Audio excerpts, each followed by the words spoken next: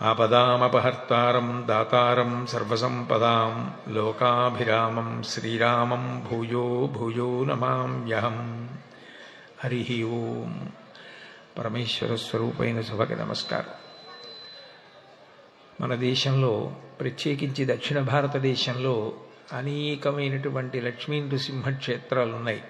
వీటిలో కొన్ని లక్ష్మీదేవి సహితంగా ఉన్నవైతే, కొన్ని లక్ష్మీదేవి పక్కన లేకుండా ఉన్నటువంటి నృసింహక్షేత్రాలు ఉన్నాయి. కొన్ని యోగ నరసింహక్షేత్రాలు, కొన్ని స్వామివారి యొక్క ఉగ్రస్వరూపంతో కూడుకున్నటువంటి నరసింహక్షేత్రాలు, ఇలా అనేక విధములైనటువంటి నరసింహక్షేత్రములు ఉన్నాయి. కానీ ఈ అంతర్వేది క్షేత్రంలో ఉన్నటువంటి నరసింహక్షేత్రం గురించి ప్రాజ్ఞులైన వారు చాలా విశేషంగా చెప్తారు. ఎందుచేతనంటే, వేది అన్న మాటకు అర్థం ఏమిటంటే పూజ చేసేటటువంటి స్థలము, పూజింపబడేటటువంటి స్థలం ఏదున్నదో దానిని వేది అని పిలుస్తారు. మనకి ఇంట్లో అయితే ప్రతిరోజు మనం పూజ చేసేటటువంటి అర్చామూర్తులన్నీ కూడా ఎక్కడ పెట్టి పూజ చేస్తామో దానిని వేది అంటారు. ఇక్కడ వేది శబ్దానికి అన్వయమేమి అంటే, చతురస్రాకారంగా ఉండి యాగస్థలమై యాగం చెయ్యడం కోసం ఎక్కడ భూమి దున్నపడిందో దానిని వేది అని పిలుస్తారు.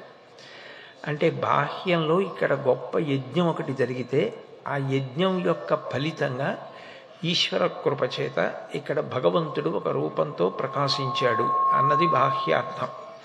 అంతర్వేది అన్న మాటకు అర్థం ఏమిటంటే లోపల ఉన్నటువంటి వేది. లోపల ఉన్న వేది ఏది అంటే, లోపల అగ్ని పుట్టేటటువంటి ప్రదేశం.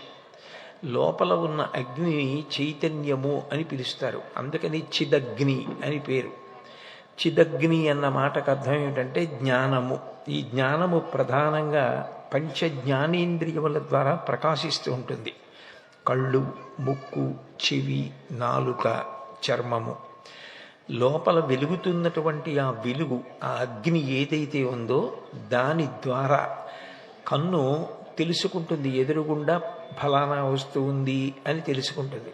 చెవి వినడం ద్వారా తెలుసుకుంటుంది. ముక్కు వాసన చూడడం ద్వారా తెలుసుకుంటుంది. నాలుక రుచి ద్వారా తెలుసుకుంటుంది. చర్మము స్పర్శ ద్వారా తెలుసుకుంటుంది. ఒక కుండకి 5 కన్నాలు పెట్టి మీరు ఒక దీపం వెలిగించి ఈ కుండని ఆ దీపం మీద బోర్లించారనుకోండి, ఆ దీపం కాంతి 5 కన్నాల్లోంచి ఎలా వస్తుందో, లోపల ఉన్నటువంటి ఆత్మజ్యోతి యొక్క కాంతి జ్ఞానేంద్రియముల ద్వారా ప్రసరిస్తుంది. నానా ఛిద్ర ఘటోదర స్థిత మహాదీప ప్రభాభాస్వరం జ్ఞానం యస్య తు చక్షురాది కరణద్వారా బహిస్పందతే జానామీత తమేవ భాంతమనుభాత్యే తత్సమస్తం జగత్ తస్మై శ్రీగురుమూర్తయే నమ ఇదం శ్రీదక్షిణామూర్తయే అంటారు శంకరాచార్యులు వారు దక్షిణామూర్తి స్తోత్రంలో. ఆ లోపల ఉన్నటువంటి అగ్నిహోత్రము ఏదైతే ఉన్నదో, వెలుగు ఏదైతే ఉన్నదో అది జ్ఞానాగ్ని. ఆ జ్ఞానాగ్ని అన్న వెలుగు చేతనే 5 ఇంద్రియములు కూడా చైతన్య సహితములై బయట ఉన్నటువంటి విషయములన్నింటినీ తెలుసుకుంటున్నాయి. ఏది తెలుసుకుంటోందో అది లోచూపు చేత తెలియబడుతుంది. పైన ఉన్నటువంటి కన్ను ఎదురుగుండా ఉన్నవి చెప్తుంది తప్ప లోపల ఏది ఉన్నదో వెనక్కి తిరిగి కన్ను చూడలేదు. కానీ ఈశ్వర కృప కలిగిన నాడు ధ్యానావస్థ యందు జ్ఞానము కలిగి లోపల ఉన్నటువంటి ఆత్మ దీపము చేత ఇవన్నీ ప్రకాశిస్తున్నాయని తెలుసుకుంటే అజ్ఞానపు కాంతులలో వాసుదేవ సర్వమితి సమహాత్మా సుదుర్లభ అంటాడు గీతాచార్యుడు. సమస్తము విష్ణుమయం జగత్, విష్ణువు తప్ప వేరొకటి లేదు. నామరూపాత్మకంగా ఇంతమందిగా ఇన్నిగా కనపడుతున్నది యథార్థానికి ఒక్క విష్ణువే. ఆయన ఒక్కడే ఇన్ని రూపాలుగా కనపడుతున్నాడని అనుభవంలోకి వస్తుంది. అలా రావడం, జ్ఞానము కలిగితే మోక్షమును పొందుతాడు. చిదగ్నికుండ సంభూత అంటారు. అందుకే లలితా సహస్రంలో అమ్మవారిని.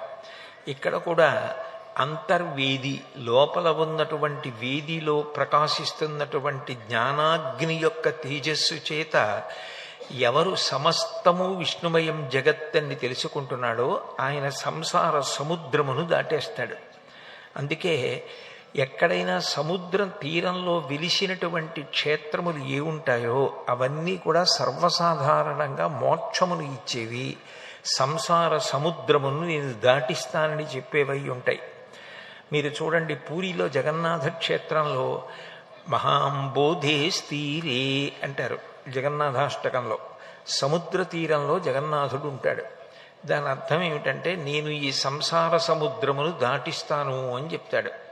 అందుకని మహాంబోధే స్థీరే కనకరుచిరే కనకశిఖరే నీలరుచిరే వసన్ ప్రాసాదాంత సహజ బలభద్రేణ రుచిన అంటారు. బలభద్రుడితోటి సుభద్రతోటి కలిసి ఆయన సముద్ర తీరంలో వెలిసి ఉన్నాడు జగన్నాథుడు. అట్లాగే మీరు దక్షిణంలో చూస్తే సముద్రపు టొడ్డున తిరుచెందూరు అన్న చోట కొండ మీద సుబ్రహ్మణ్యుడు వెలిసి ఉంటాడు. ఆయన గురించి సుబ్రహ్మణ్య భుజంగం చేస్తూ శంకర భగవత్పాదులో మాట అంటారు, యదాభ్యేస్తరంగా లయం యాంతి తుంగా తథైవాపద సన్నిధౌ సేవతామ్మే ఇతి ఊర్మి పంక్తి నృణాం దర్శయంతం సదాధ్యాయతే హృత్సరోజే గుహంతం అంటారు. సముద్రపు కెరటములు ఎలా వచ్చి వెనక్కి వెళ్ళిపోతాయో అలా ఎంత పెద్ద ఆపద కానివ్వండి, ఆ ఆపద నేను ఇక్కడ ఉండగా ఎవ్వరినీ ఏమీ చెయ్యలేదు, నా శక్తి చేత ఎంత పెద్ద ఆపదనైనా నేను తొలగిస్తాను అని చెప్పడానికి సముద్ర తీరంలో వెలిసి ఉంటాడు. అందుకే యదాభ్యేస్తరంగా లయం యాంతి తుంగా తథైవాపద సన్నిధౌ సేవతామ్మే ఇది ఊర్మి పంక్తి నృణాం దర్శయంతం. సముద్రంలోంచి కెరటములు వస్తాయి, కానీ సముద్రపు టొడ్డు వరకు వచ్చి వెనక్కి వెళ్ళిపోతాయి.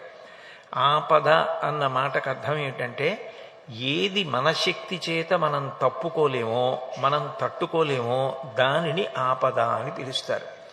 మీకు ఒక ఉదాహరణ చెప్పాలంటే, ఇప్పుడు ఇక్కడికి వచ్చేటప్పుడే మేము ఒక పెద్ద ఆపద గడిచి ఇక్కడికి వచ్చాం.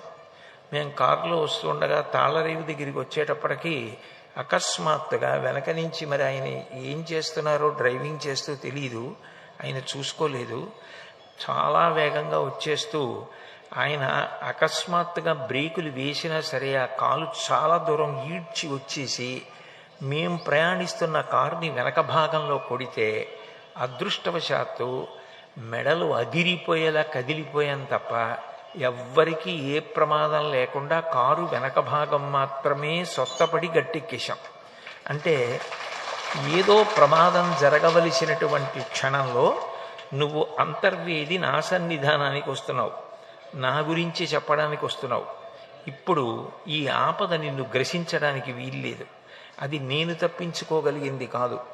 ఆ కారు ఆయన ఇంకొక క్షణం చూసుకోకపోతే ఏమైపోదు అందరం. కానీ ఆఖరి క్షణంలో చూడడంలో కారు అంత దెబ్బ తిని ఆగింది. ఎవరు తప్పించారు? ముందుకు చూస్తున్న మేం తప్పుకోలేదు, వెనక నుంచి వచ్చినటువంటి ప్రమాదాన్ని నృసింహస్వామి ఆపాడు. ఇప్పుడు మీ శాసనసభ్యులు చెప్తున్నారు, మొన్నను అంత పెద్ద తుఫాను వచ్చి ఇక్కడ తీరం దాటుతుంది అన్నప్పుడు దాని యొక్క శక్తి అంతా బలహీనపడిపోయేటట్టుగా చేసి అది దగ్గరలో దాటినా కూడా ఎవ్వరినీ ఏమీ చెయ్యలేనటువంటి శక్తిహీనమైపోయి దాటేటట్టుగా చేసిన శక్తి ఎవరిది? నరసింహస్వామిది. అది ఇప్పుడే కాదు, గతంలో కూడా ఒక పర్యాయం ఇక్కడ అంతర్వేది దగ్గరే తీరం దాటినప్పుడు అట్లాగే పెద్ద ఉపద్రవం తప్పిపోయింది ఈ ప్రాంతానికి. ఇప్పుడే మీ గౌరవ శాసనసభ్యులు చెప్తున్నారు, ఇరుసుమండపురాధీశ శ్రీమదానందరామేశ చిప్రకాశ అని ఆయన మీద శ్లోకాలు ఉన్నాయి, మంచి పద్యాలు రాశారు. ఇరుసుమండపురము అని అక్కడ శ్రీమదానందరామేశ చిప్రకాశ, రామేశ్వరుడు అన్న పేరుతో శివుడు వెలిసి ఉన్నాడు. ఎక్కడ ఏ పేరుతో వెలిసి ఉన్నా ఒక భగవానుడే. అక్కడ ఉన్నటువంటి స్వామి ఏ ఉపద్రవం లేకుండా చాలా తొందరలో అగ్ని ఉపశాంతి పొంది అందరూ క్షేమంగా ఉండేటట్టుగా బయటపడిపోయేటట్టుగా ఆయన చేశాడు. అగ్ని ఉపద్రవాన్ని ఆయన తప్పించాడు, జల ఉపద్రవాన్ని ఈయన తెప్పించాడు. అంటే ఈ ప్రాంతం అంతా కూడా భక్తితో ఉన్న కారణం చేత నిరంతరము భగవంతుడి చేత రక్షింపబడుతూ ఉంటుంది. అంత గొప్పగా రక్షింపబడేటటువంటి ప్రాంతం. ఇంత పల్లపు ప్రాంతంలో దేవాలయం ఉన్నప్పటికీ కూడా, పక్కనే సముద్రం ఉన్నప్పటికీ కూడా ఎప్పుడూ చెలియలి కట్ట దాటడం కానీ, నీళ్లు లోపలికి వచ్చేయడం కానీ, సముద్రాన్ని నీరు ముంచెత్తడం కానీ జరగకుండా అలాగే సముద్రం నిలబడుతోంది అంటే ఎవరి ఆజ్ఞ మేరకు, ఎవరి శక్తి మేరకు అట్లా నిలబడుతోంది? అట్లా నిలబెడుతున్నవాడెవరో ఆయన అంతర్వేది యందు సుప్రతిష్ఠితుడైనటువంటి నరసింహస్వామి. ఆ నరసింహస్వామి వారికి ఈ దేవాలయంలో చాలా చాలా విశేషం ఏమిటంటే ప్రతిరోజు కూడా హోమ కార్యక్రమాన్ని నిర్వహించడం. హోమము అనేటటువంటిది చాలా చాలా గొప్పది. ఎందుచేతనంటే మనం ఏదైనా భగవంతుడికి నివేదన చేశామనుకోండి, ఆయన తన కన్నుల చేత చూస్తాడు, చూసి స్వీకరిస్తాడు.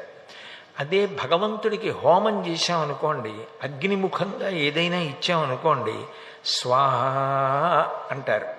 ఆ స్వాహాకారం చెప్పినప్పుడు అగ్ని ఆ పదార్థాన్ని తీసుకెళ్ళి ఆ దేవతలకు ఇస్తాడు. అందులో ఇంత గొప్ప దేవాలయం కాబట్టి సుదర్శన హోమం జరుగుతున్నప్పుడు సాక్షాత్తుగా దేవతలందరూ కూడా యాగశాలలో కూర్చుని ఉంటారు. ఒకానొకప్పుడు రామాయణ కాలంలో యాగం జరుగుతుంటే వచ్చినటువంటి దేవతల్ని అందరూ చూసేవారు, మాట్లాడేవారు. ఇప్పుడు కూడా వస్తారు. విశేషించి ఇది వేది, అంతర్వేది. ఇది తనంత తానుగా పరమ పవిత్రమైనటువంటి స్థలం, యాగభూమి. ఇటువంటి చోటికి దేవతలు రాకపోవడం అన్నమాట ఉండదు. అందున లోపల లక్ష్మీ నృసింహుడు ఉన్నాడు. ఇంతమంది దేవతలు ప్రతిరోజు వచ్చి అగ్నిముఖంగా ఇచ్చినటువంటి హవిస్సుని స్వీకరిస్తారు. ఆ హవిస్సుని స్వీకరిస్తే ఒక లక్షణం ఉంటుంది. దేవతలకున్న లక్షణం ఏమిటంటే వాళ్ళు ప్రీతి చెందితే వాళ్ళు మనకి ఏదో ఒక ఉపకారం చేయకుండా వెళ్ళరు. అందుకే మీరు భారతం పరిశీలిస్తే తెలిసో తెలియకో కుంతీదేవి ఆ సూర్యుడిని పిలిచింది. సూర్యుడు వచ్చాడు.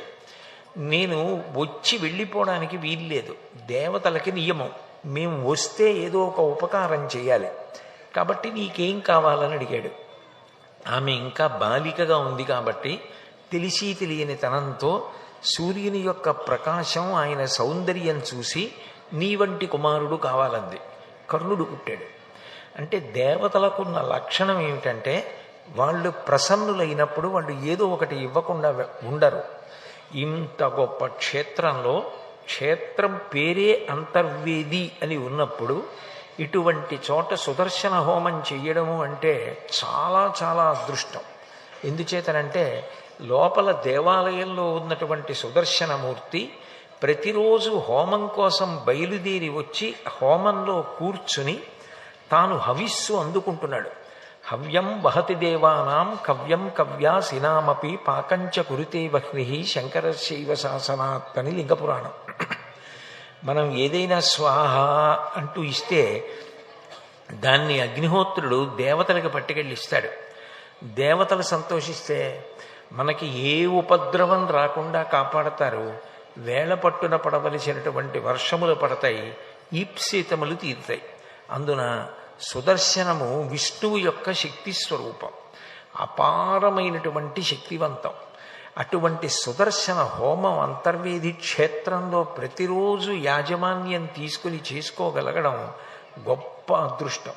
అది ప్రత్యేకించి ఇక్కడ నివాసం ఉంటున్న వాళ్ళకి, చుట్టుపక్కల ఉంటున్న వాళ్ళకి ఉన్న గొప్ప వరం. ఏ నాబోటిగాడో కాకినాడ నుంచి ఇక్కడికి వచ్చి హోమం చేసుకోవాలంటే ముందు రోజు రాత్రి ఇక్కడ నివాసం ఉండాలి. ఉంటే తప్ప మరునాడు పొద్దున్న హోమంలో కూర్చోవడం అవకాశం ఉండదు. కానీ మీ అదృష్టం ఏమిటంటే మీరు ఈ చుట్టుపక్కలే ఉన్నారు కాబట్టి చక్కగా తెల్లవారుజామున బయలుదేరి వస్తే అంత గొప్ప హోమాన్ని చేసుకోవచ్చు. ఎంతమంది యజమానులు హోమంలో యజమానులు అవుతారో ఈశ్వరుడు అంత ప్రీతి చెందుతాడు. మనం చెయ్యవలసినదే ఉండదు. ఆ వేదం బాగా చదువుకున్నటువంటి పండితులు స్వాహాకారంతో ఆ యజ్ఞం చేసి, ఆ హోమం చేసి, హవిస్సు ఇతర పదార్థములు అగ్నిముఖంగా సుదర్శనుడికి సమర్పిస్తారు. మనం చేయవలసినది యజమానిగా అక్కడ భక్తి ప్రపత్తులతో కూర్చోవడం. యజమానిగా కూర్చోవడం అన్న మాట మీకు బాగా అర్థమయ్యేటట్టు చెప్పాలి అంటే, ఒక నిరుపేద వ్యక్తి ఉన్నాడు అనుకోండి, నాకు అస్సలు ధనం లేదు కాబట్టి నాకు ఒక్క 5 ఎకరాలు భూమి ఇప్పిస్తే దున్నుకుని బతుకుతానని కలెక్టర్ గారికి ఆయన అర్జీ పెట్టుకోవాలనుకున్నాడు. కానీ ఆయనకి ఆ అర్జీ వ్రాసుకోవడం కూడా రాదు. ఎవరో చదువుకున్న వ్యక్తి దగ్గరికి వచ్చి నాకు అర్జీ వ్రాసి పెట్టండి అన్నాడు. ఆ చదువుకున్న వారు అర్జీ వ్రాసి పెట్టారు. ఇప్పుడు కలెక్టర్ గారు 5 ఎకరాల భూమి అర్జీ వ్రాసిన వాడికి ఇస్తారా? చదువు రాకపోయినా వేలి ముద్ర వేసినటువంటి వ్యక్తికి ఇస్తారా 5 ఎకరాల భూమి? అంటే ఎవరు కడుపేదవాడో, ఎవడు వేలి ముద్ర వేశాడో ఆయనకి వ్రాయడం రాకపోయినా ఆయనకిస్తారు. అట్లాగే మనకి హోమం చేయడం రాకపోయినా, హోమం చేయడానికి కావలసిన మంత్రములు తెలియకపోయినా, హోమం జరపవలసిన విధానం గురించి మనకి ఏ అవగాహన లేకపోయినా పురుషార్థం అంటారు. అది సాధారణంగా హోమాల విషయంలో చాలా ఎక్కువ ఉంటుంది. ఇటువంటి క్షేత్రాల్లో చేసుకోవాలి అంటే మరీ ఖరీదుగా ఉంటుంది.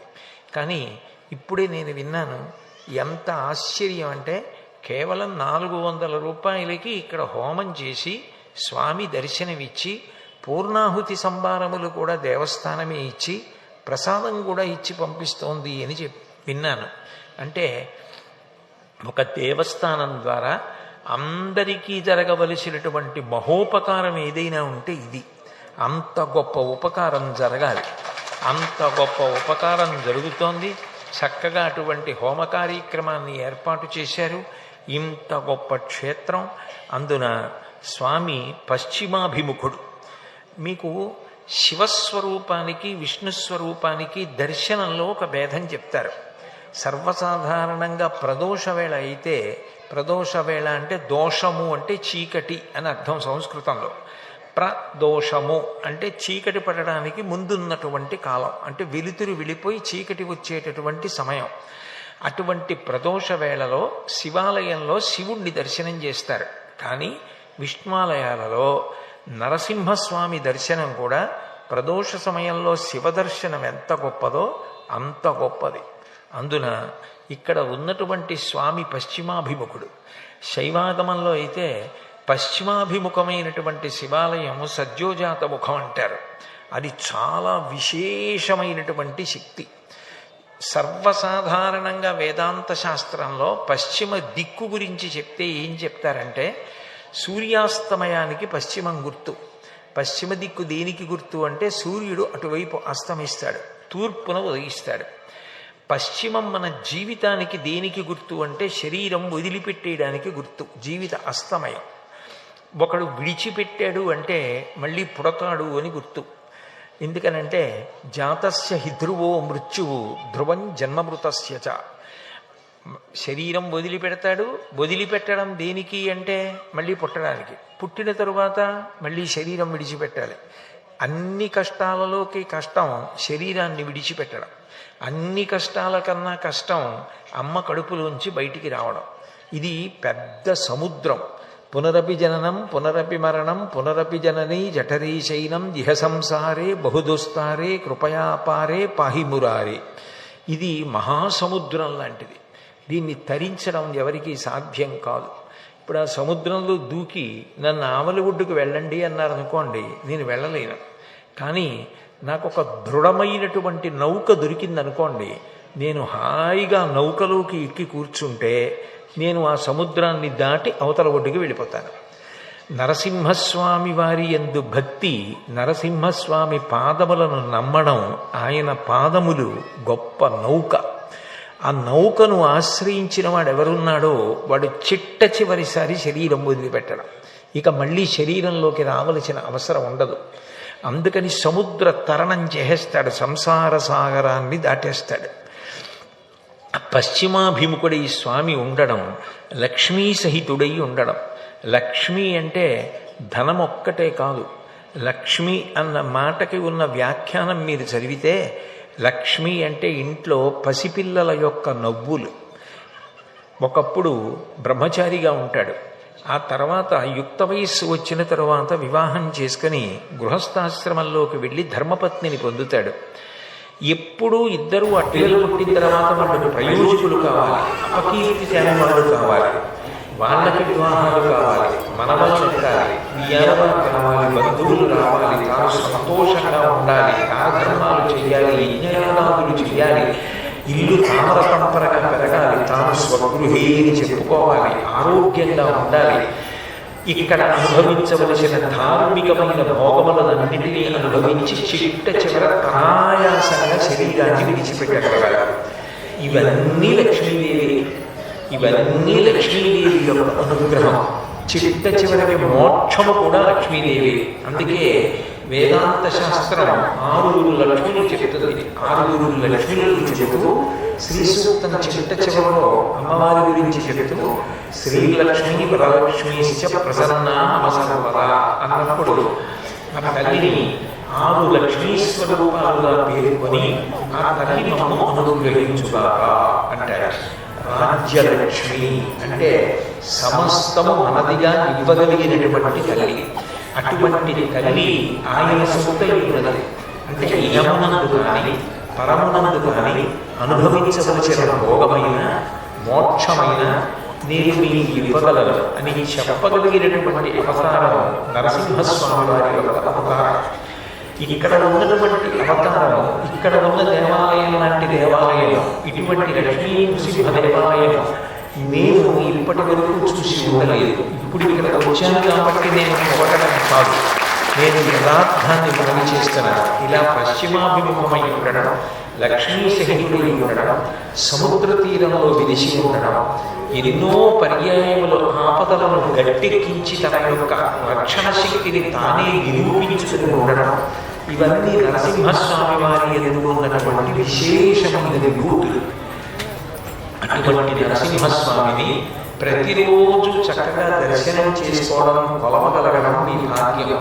సాధారణంగా లోకంలో ఎట్లా ఉంటుందంటే, ఏది అత్యంత శక్తివంతమైన ప్రదేశంలో వాటిని చేరడం కొంచెం కష్టంగా ఉంటుంది, అంత తేలికగా ఉండదు వాటిని చేరుకోవడం. బహుశా ఇదే జిల్లాలో ఇవి ఇంత దూరంగా ఉన్న కారణం చేత అంత తేలికగా అందరూ రావడం సాధ్యం కాదు. ఇలా కూడా ఇక్కడ జరిగినటువంటి ఉత్సవాలలో 4 చెరకుల నుంచి కొన్ని లక్షల మంది ఇక్కడ వచ్చి స్వామి దర్శనం చేసుకుని ఆయన పాత్రులై వెళ్ళారు. అంటే ఎంత మందికి ఆయన మేలు చేసి ఉండకపోతే, ఎంత మందికి ఆయన ఉపకారం చేసి ఉండకపోతే ఆయన మీద అంత నమ్మకం ఏర్పడుతుంది. ఇంటికొస్తారు ఏ నమ్మకం లేకుండా ఉట్టినే వెళ్ళండి అంటే రూపాయి ఖర్చు పెట్టారు కాదు. అటువంటిది అంత దూరం నుంచి వచ్చి అంత శ్రమ వచ్చి అందులో మొన్నటి వరకు కూడా విశేషమైన చలి, అటువంటి ప్రతికూల వాతావరణంలో కూడా చిన్న పిల్లల్ని కూడా తీసుకుని అంతంత మారులు నిలబడి స్వామి దర్శనం చేసుకుని కృతార్థులయ్యారంటే ఈ క్షేత్రంతో ఎంత మందికి అనుబంధం ఉందో, స్వామి ఎన్ని కుటుంబాలకి ఎంతమందికి ఉపకారం చేసిన వాడు మనకు అర్థమవుతుంది. అంత ఒక క్షేత్రం. నరసింహస్వామి వారి విషయంలో మనందరం కూడా తెలుసుకోవలసినటువంటి విషయాలు, జీవితంలో మనం తప్పకుండా పాటించవలసిన విషయాలు నరసింహస్వామి వారి ఉపాఖ్యానంలో బాగా స్పష్టంగా కనబడతాయి. మీరు చూడండి, హిరణ్యకశిపులని రాక్షస సోదరుడు. హిరణ్యకశిపుడు అన్నగారు హిరణ్యాక్షుడు తమ్ముడు. హిరణ్యాక్షుడు తమ్ముడి భూమికి ఉపద్రవాన్ని తీసుకొస్తే భూమిని ఎప్పుడూ రక్షించవలసిన వాడెవరు అంటే విష్ణువు. విష్ణువు యొక్క ప్రధాన లక్షణం ఏంటంటే భూమిని రక్షిస్తాడు. అందుకే శ్రీరామాయణంలో ఒక మాట ఉంటుంది, కపిలం రూపమాస్తాయ ధారయత్యనిశం ధరం అంటారు. ఈ భూమిని అంతటినీ కూడా కపిలుడు అన్న పేరుతో ఆ రోజున విష్ణువు కాపాడారు. విష్ణువు యొక్క ప్రధాన లక్షణం ఏమి అంటే ఈ భూమిని కాపాడతారు. అందుకే భూదేవి శ్రీదేవి సహిత శ్రీ మహావిష్ణువు అంటారు. అంటే ఆయనకి ఇద్దరు భార్యలు ఎందుకంటే అని అనుకోకూడదు. దాని వెనక ఉన్నటువంటి తత్వాన్ని గమనించాలి. భూమి అంటే కేవలం మనకు కనపడేటటువంటి మట్టి ఒక్కటే కాదు, దీని ఎందు ఒక విశేష లక్షణం ఉంటుంది. భూమికి సంబంధించిన మాత్రం వేదనలో చెబుతూ అశ్వక్రాంతే రథక్రాంతే విష్ణుక్రాంతే వసుంధర శరసాధారయిష్యామి రక్షస్వమాం పదే పదే అంటారు. అశ్వక్రాంతే గుర్రములు ఈ భూమి మీద పరిగెడితే భూమి లోపల ఉన్నటువంటి నిధులు పెరుగుతాయి. రథక్రాంతే రథములు పరిగెడితే రథముల యొక్క చక్రములు తగిలితే ఈ భూమి లోపల ఉన్నటువంటి ఐశ్వర్యం పెరుగుతుంది. విష్ణుక్రాంతే విష్ణువు యొక్క పాద స్పర్శ చేత భూమిలో ఉన్న శక్తి పెరుగుతుంది.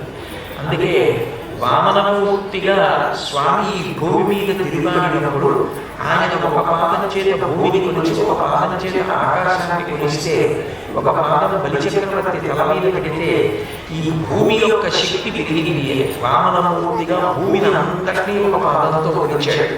శ్రీకృష్ణ పరమాత్మగా ఈ భూమి అంతటా తిరిగాడు. రామచంద్రమూర్తిగా 14 సంవత్సరములు ఈ భూమి మీద తిరిగాడు. ఆయన పాద స్పర్శ కలిగినప్పుడు భూమి ఎందు శక్తి పెరుగుతుంది. అందుకని భూమికి వసుంధర అని పేరు. వసుంధర అంటే మనల్ని పోషించడము భూమియే చేస్తుంది. పంట కావాలనుకోండి భూమిలో నుండే రావాలి. ఒక కాయ కావాలన్నా పండు కావాలన్నా భూమిలో నుంచి రావాలి. మనం తిన్న తర్వాత శేషం మళ్ళీ మిగిలిపోయిన దాన్ని ఎవరు పుచ్చుకోవాలి అంటే భూమి పుచ్చుకోవాలి. అలా పుచ్చుకోకపోయినా తినడానికి ఇవ్వకపోయినా ఇక శరీరం నిలబడదు. అలా ఇవ్వగలిగినది ఎవరంటే భూమి. కాబట్టి అసలు మీరు ఇల్లు కట్టుకుంటే కిటికీలు అమర్చుకోవాలి అంటే దానికి కలప ఎక్కడి నుంచి వస్తుంది? భూమిలోంచి వచ్చినటువంటి చెట్ల వల్ల వస్తుంది. వజ్రములు కావాలి, వైఢూర్యములు కావాలి, బంగారం కావాలి, వెండి కావాలి, మ్యాంగనీస్ కావాలి, అభ్రకం కావాలి, ఇనుము కావాలి. ఎక్కడి నుంచి వస్తాయి? అన్నీ భూమిలోంచి వస్తాయి. భూమిలో ఎంత ఉంది, ఎంత తీసాం, ఇంకెంత మిగిలింది లెక్క కట్టగలిగిన వాడు ఎవరైనా ఉంటాడా? ఏ గణకుడైనా దీన్ని లెక్క కట్టగలిగిన వాడు ఉంటాడా అంటే ఉండడు. భూమిలో ఎంత ఉన్నది అన్నది ఎవరికీ తెలియదు. ఎన్ని కోటాను కోట్ల మంది వాడుకుంటున్నారో, ఇంతమందిని పోషిస్తుంది, ఇంతమందికి భోగమిస్తోంది. చిట్ట చివర ప్రాణులు పడిపోయినప్పుడు తనలో కలిపేసుకుంటారు. ఇన్ని చేస్తుంది కాబట్టి భూమి తల్లి. ఈ లక్షణం ఎక్కడి నుంచి వచ్చింది అంటే విష్ణుపత్నిగా ఆవిడ ఈ శక్తిని పొంది మనని అనుగ్రహిస్తోంది. ఇవన్నీ రావడం ఒక ఎత్తు, కానీ వీటిని అనుభవించడానికి కావలసిన శక్తి ఉండడం ఒక ఎత్తు. ద్రాపేయంధస్వస్పతే దరిద్రం నీలలోహిత ఏషాం పురుషాణామాభైర్మోరోమో ఏషాం కించనా మమత్ అని యజుర్వేదంలో మంత్రం.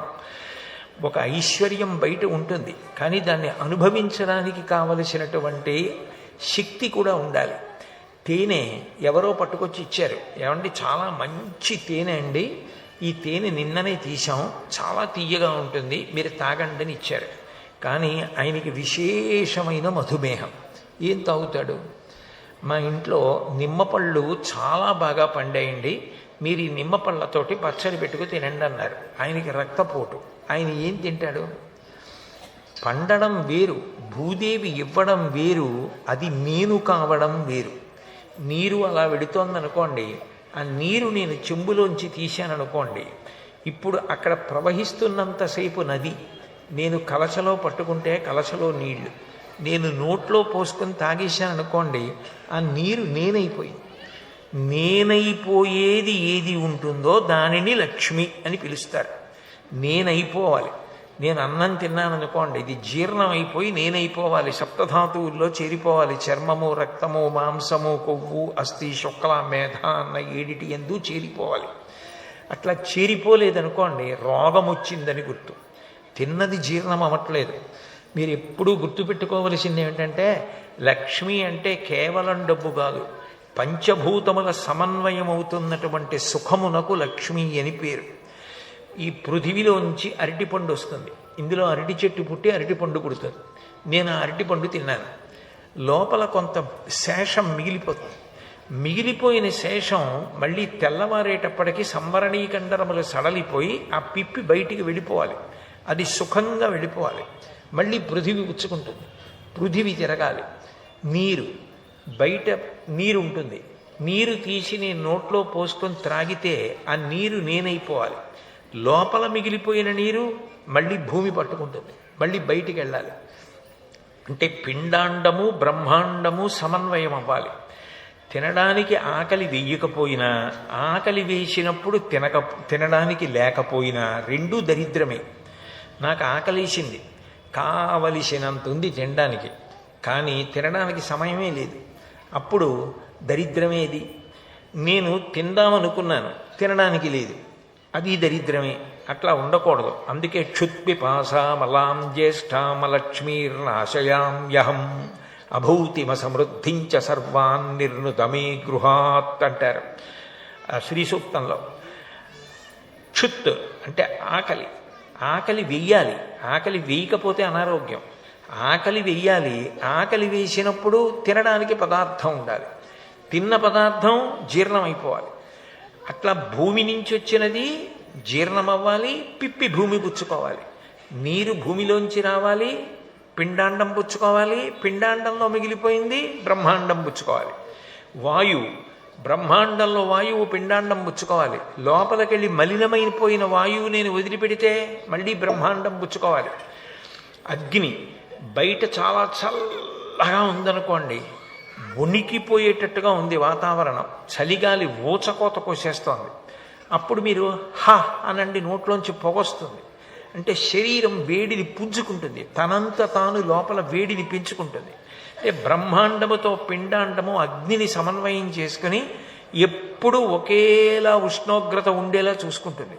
1 డిగ్రీ పడిపోయిందనుకోండి అరికాళ్ళు రుద్దాలి, 1 డిగ్రీ పెరిగిపోయిందనుకోండి కళ్ళు ఎర్రబడిపోయి జ్వరం వచ్చిందని పడుకుంటాడు. అట్లా కాకుండా ఎప్పుడు ఒక వేడి ఉండాలి. అది ఎవరు చేసుకుంటున్నారు? మనం చేసుకుంటున్నామా? మనం చేసుకోము, పరమేశ్వరుడు చేస్తూ ఉంటాడు. అది లక్ష్మీశక్తి. భూదేవి శ్రీదేవి ఆయన భార్యలు అన్న మాటకు అర్థం ఏమిటంటే, ఇది నేను నీకివ్వగలను, యావత్ విశ్వమునకు ఇవ్వగలను, మీ ఊరికి ఇవ్వగలను, నన్ను నమ్మిన వాళ్ళకందరికీ నేను ఇది చేస్తాను అని చెప్పడానికి శ్రీదేవి భూదేవి ఆయన భార్యలు అని ప్రతిపాదిస్తారు. నరసింహస్వామి వారి దర్శనానికి వెడుతుంటే భూదేవి దేవాలయం ఉపాలయంగా ఉంది, లక్ష్మీదేవి స్వయంగా ఆయన ఒడిలో కూర్చునుంది. ఇప్పుడు శ్రీదేవి భూదేవి సహితుడైన నరసింహుడు, అందున ప్రసన్న నరసింహుడు. అటువంటి నరసింహుడు మనకేమి ఇవ్వలేడు? ఆయన ఇవ్వలేనిదేం లేదు, అన్నీ ఇవ్వగలడని నమ్మకం కుదరడానికే ఆయన అట్లా ఉంటాడు. అటువంటి ప్రసన్నమూర్తి, అటువంటి స్వామి గురించి తెలుసుకున్నది ఏది ఉంటుందో అది మనం జీవితంలో ఉద్ధరణ పొందడానికి కారణం కావాలి తప్ప అది తెలుసుకున్నది మెట్ట వేదాంతం కాకూడదు. మెట్ట వేదాంతం అన్న మాటకు అర్థం ఏమిటంటే, ఎప్పుడైనా కష్టం వస్తే వేదాంతాన్ని వాడుకోవడం, భగవంతుణ్ణి వాడుకోవడం. కష్టం పోయిందనుకోండి మళ్ళీ భగవంతుణ్ణి మర్చిపోవడం, తన పిచ్చి కోరికలన్నీ ప్రారంభం చేయడం. ఇది మెట్ట వేదాంతం అంటారు. నిజానికి నరసింహస్వామి వారి ఉపాఖ్యానం దేంతో ప్రారంభం అవుతుంది అంటే ఆ మెట్ట వేదాంతంతో ప్రారంభం. నేను ఎందుకంటున్నానంటే ఈ మాట, హిరణ్యాక్షుడు మరణించాడు విష్ణువు చేతిలో. మరణిస్తే తల్లి దితి ఆ హిరణ్యాక్షుడి భార్యలు ఏడుస్తున్నారు. హిరణ్యకశిపుడు వచ్చాడు. హిరణ్యకశిపుడు వచ్చి వాళ్ళందరినీ ఉద్దేశించి వేదాంతం చెప్పాడు. ఎంత గొప్పగా చెప్పాడంటే ఎవరైనా వింటే ఏమనుకుంటారంటే, అసలు హిరణ్యకశిపుడి కన్నా గొప్పవాడు ఉంటాడా? ఆయన ఒక గొప్ప మహర్షి, ఎంత బాగా చెప్పాడు అనిపిస్తుంది.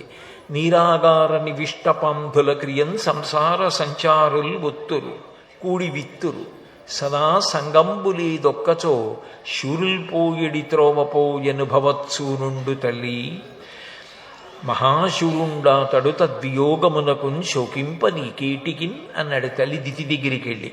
ఏమిటమ్మా, చలివేంద్రం పెడతారు వేసవి కాలంలో, పెట్టినప్పుడు ఎవరో తూర్పు నుంచి పశ్చిమానికి ఎడుతూ ఉంటారు, ఇంకొక ఆయన పశ్చిమం నుంచి తూర్పుకి ఎడుతుంటాడు. ఇద్దరు ఆ ఎండలో చలివేంద్రం దగ్గరికి ఎడతారు, తలపాగాలు విప్పుతారు.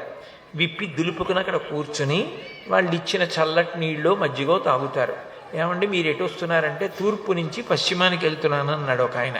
ఇంకొక ఆయన నేను పశ్చిమం నుంచి తూర్పుకి వెళ్తున్నాను అన్నాడు. అటువైపు ఎలా ఉందండి దారి, ఇబ్బందులు ఏం లేవు కదా, మీరు అట్నుంచి వస్తున్నారు కదా అని ఈయన కనుక్కున్నాడు. మీరు అట్నుంచి వస్తున్నారు కదా, అటు ఇబ్బందులు లేవు కదా అని అట్నుంచి వస్తున్నాయని కనుక్కున్నాడు. ఒకరితో ఒకళ్ళు కాసేపు మాట్లాడుకున్నారు, మీకెంతమంది పిల్లలంటే మీకెంతమంది పిల్లలని. కాసేపు అయిపోయింది, ఎవరి త్రోవన వాళ్ళు విడిపోయారు. అమ్మా, ఈ సంసారం కూడా అంతే. ఎక్కడో పుడతాడు, కొన్నాళ్ళు అవుతుంది, ఎవరినో వివాహం చేసుకుంటాడు, పిల్లలు అంటాడు, కొంత వయసు అయిపోతుంది, ఇద్దరిలో ఎవరో ఒకరు ముందు వెళ్ళిపోతారు, ఆ తర్వాత ఈయన వెళ్ళిపోతాడు. నీరాగార నివిష్టపాంధుల క్రియన్ సంసార సంచారులు ఒత్తురు కూడి విత్తురు. వస్తారు, మళ్ళీ సంసారంలో విడిపోతారు, ఎవరి మానాన వాళ్ళు వెళ్ళిపోతారు. దానికి ఏడుస్తావు ఎందుకమ్మా? ఇది అనివార్యమైనటువంటి పరిణామం. దీనికి ఏడుస్తారా లోకంలో ఎక్కడైనా? పైగా నీకు పుట్టిన కొడుకేం సామాన్యుడు, హిరణ్యాక్షుడు, విష్ణువుతో యుద్ధం చేసి చచ్చిపోయాడు. ఆయన దానికోసం నువ్వు ఏడుస్తావా? ఏడవకూడదన్నాడు. నిజంగా ఎంత గొప్ప వేదాంతం చెప్పాడు. పోనీ అక్కడతో ఊరుకోలేదు. మచ్చిక వీరికెల్ల బహుమాత్రము చోద్యము దేహి పుట్టుచున్ చచ్చుచునుండ చూచెదరు తా చావకమానెడు వారి భంగి ఈ చచ్చిన వానికెచ్చెదరు చావున కొల్లకడాగవచ్చునే ఎచ్చట పుట్టెనచ్చటికి పోగుట నైజము ప్రాణికోటికిన్ అన్నాడు. ఎవరో ఒకళ్ళు ఇంట్లో పెద్దవాళ్ళు చనిపోతే మిగిలిన వాళ్ళందరూ ఏడుస్తుంటారు. ఏదో చేతకాక ఆయన ఒక్కడే చచ్చిపోయినట్టు, వీళ్ళెవ్వరూ ఇక చచ్చిపోకుండా ఇంకా మిగిలిపోతారన్నట్టు ఏడుస్తారమ్మా. ఇదెక్కడి విచిత్రం? అందరూ విడిపోవలసిన వాళ్లే, ఎందుకమ్మా ఏడుస్తావు అన్నాడు. పోనీ అక్కడతో ఊరుకోలేదు, భగవంతుడు ఉన్నాడని చెప్పాడు. ఎవ్వడు సృజించు ప్రాణుల ఎవ్వడు రక్షించు త్రుంచు ఎవ్వడు అనంతుండెవ్వడు విభుడెవ్వడు వాడి విధమున మనుచు బెనుచు హేలారతుడై అన్నాడు. భగవంతుడు ఉన్నాడమ్మా, ఆయన సృష్టిస్తున్నాడు, ఆయనే నిలబెడుతున్నాడు, ఆయనే సమస్త బ్రహ్మాండములను లయం చేస్తున్నాడు. అటువంటి శక్తి ఒకటి ఉంది, అదే భగవంతుడు. ఆయన చేస్తాడు ఇవన్నీ. దానికి నువ్వు ఎందుకమ్మా ఏడుస్తావు అన్నాడు. నిజంగా ఇవన్నీ చెప్పినవాడు మనం ఏమనుకుంటాం? ఎంత మంచివాడరా, ఎంత వేదాంతం తెలుసు, ఎంత భక్తి తత్పరుడు, భగవంతుడి గురించి ఇన్ని విషయాలు తెలిసినవాడు అని మనం అనుకుంటాం. కానీ విచిత్రమైన విషయం ఏమిటంటే, ఇవన్నీ చెప్పినవాడు ఆ తల్లి మరదళ్ళు కొంత శాంతి పొందిన తరువాత తాను మందర పర్వతానికి వెళ్ళి బ్రహ్మగారి గురించి తపస్సు చేస్తానని, తపస్సు చేసి శక్తి పొంది విష్ణువుని సంహరిస్తానని బయలుదేరి భయంకరమైన తపస్సు చేశాడు.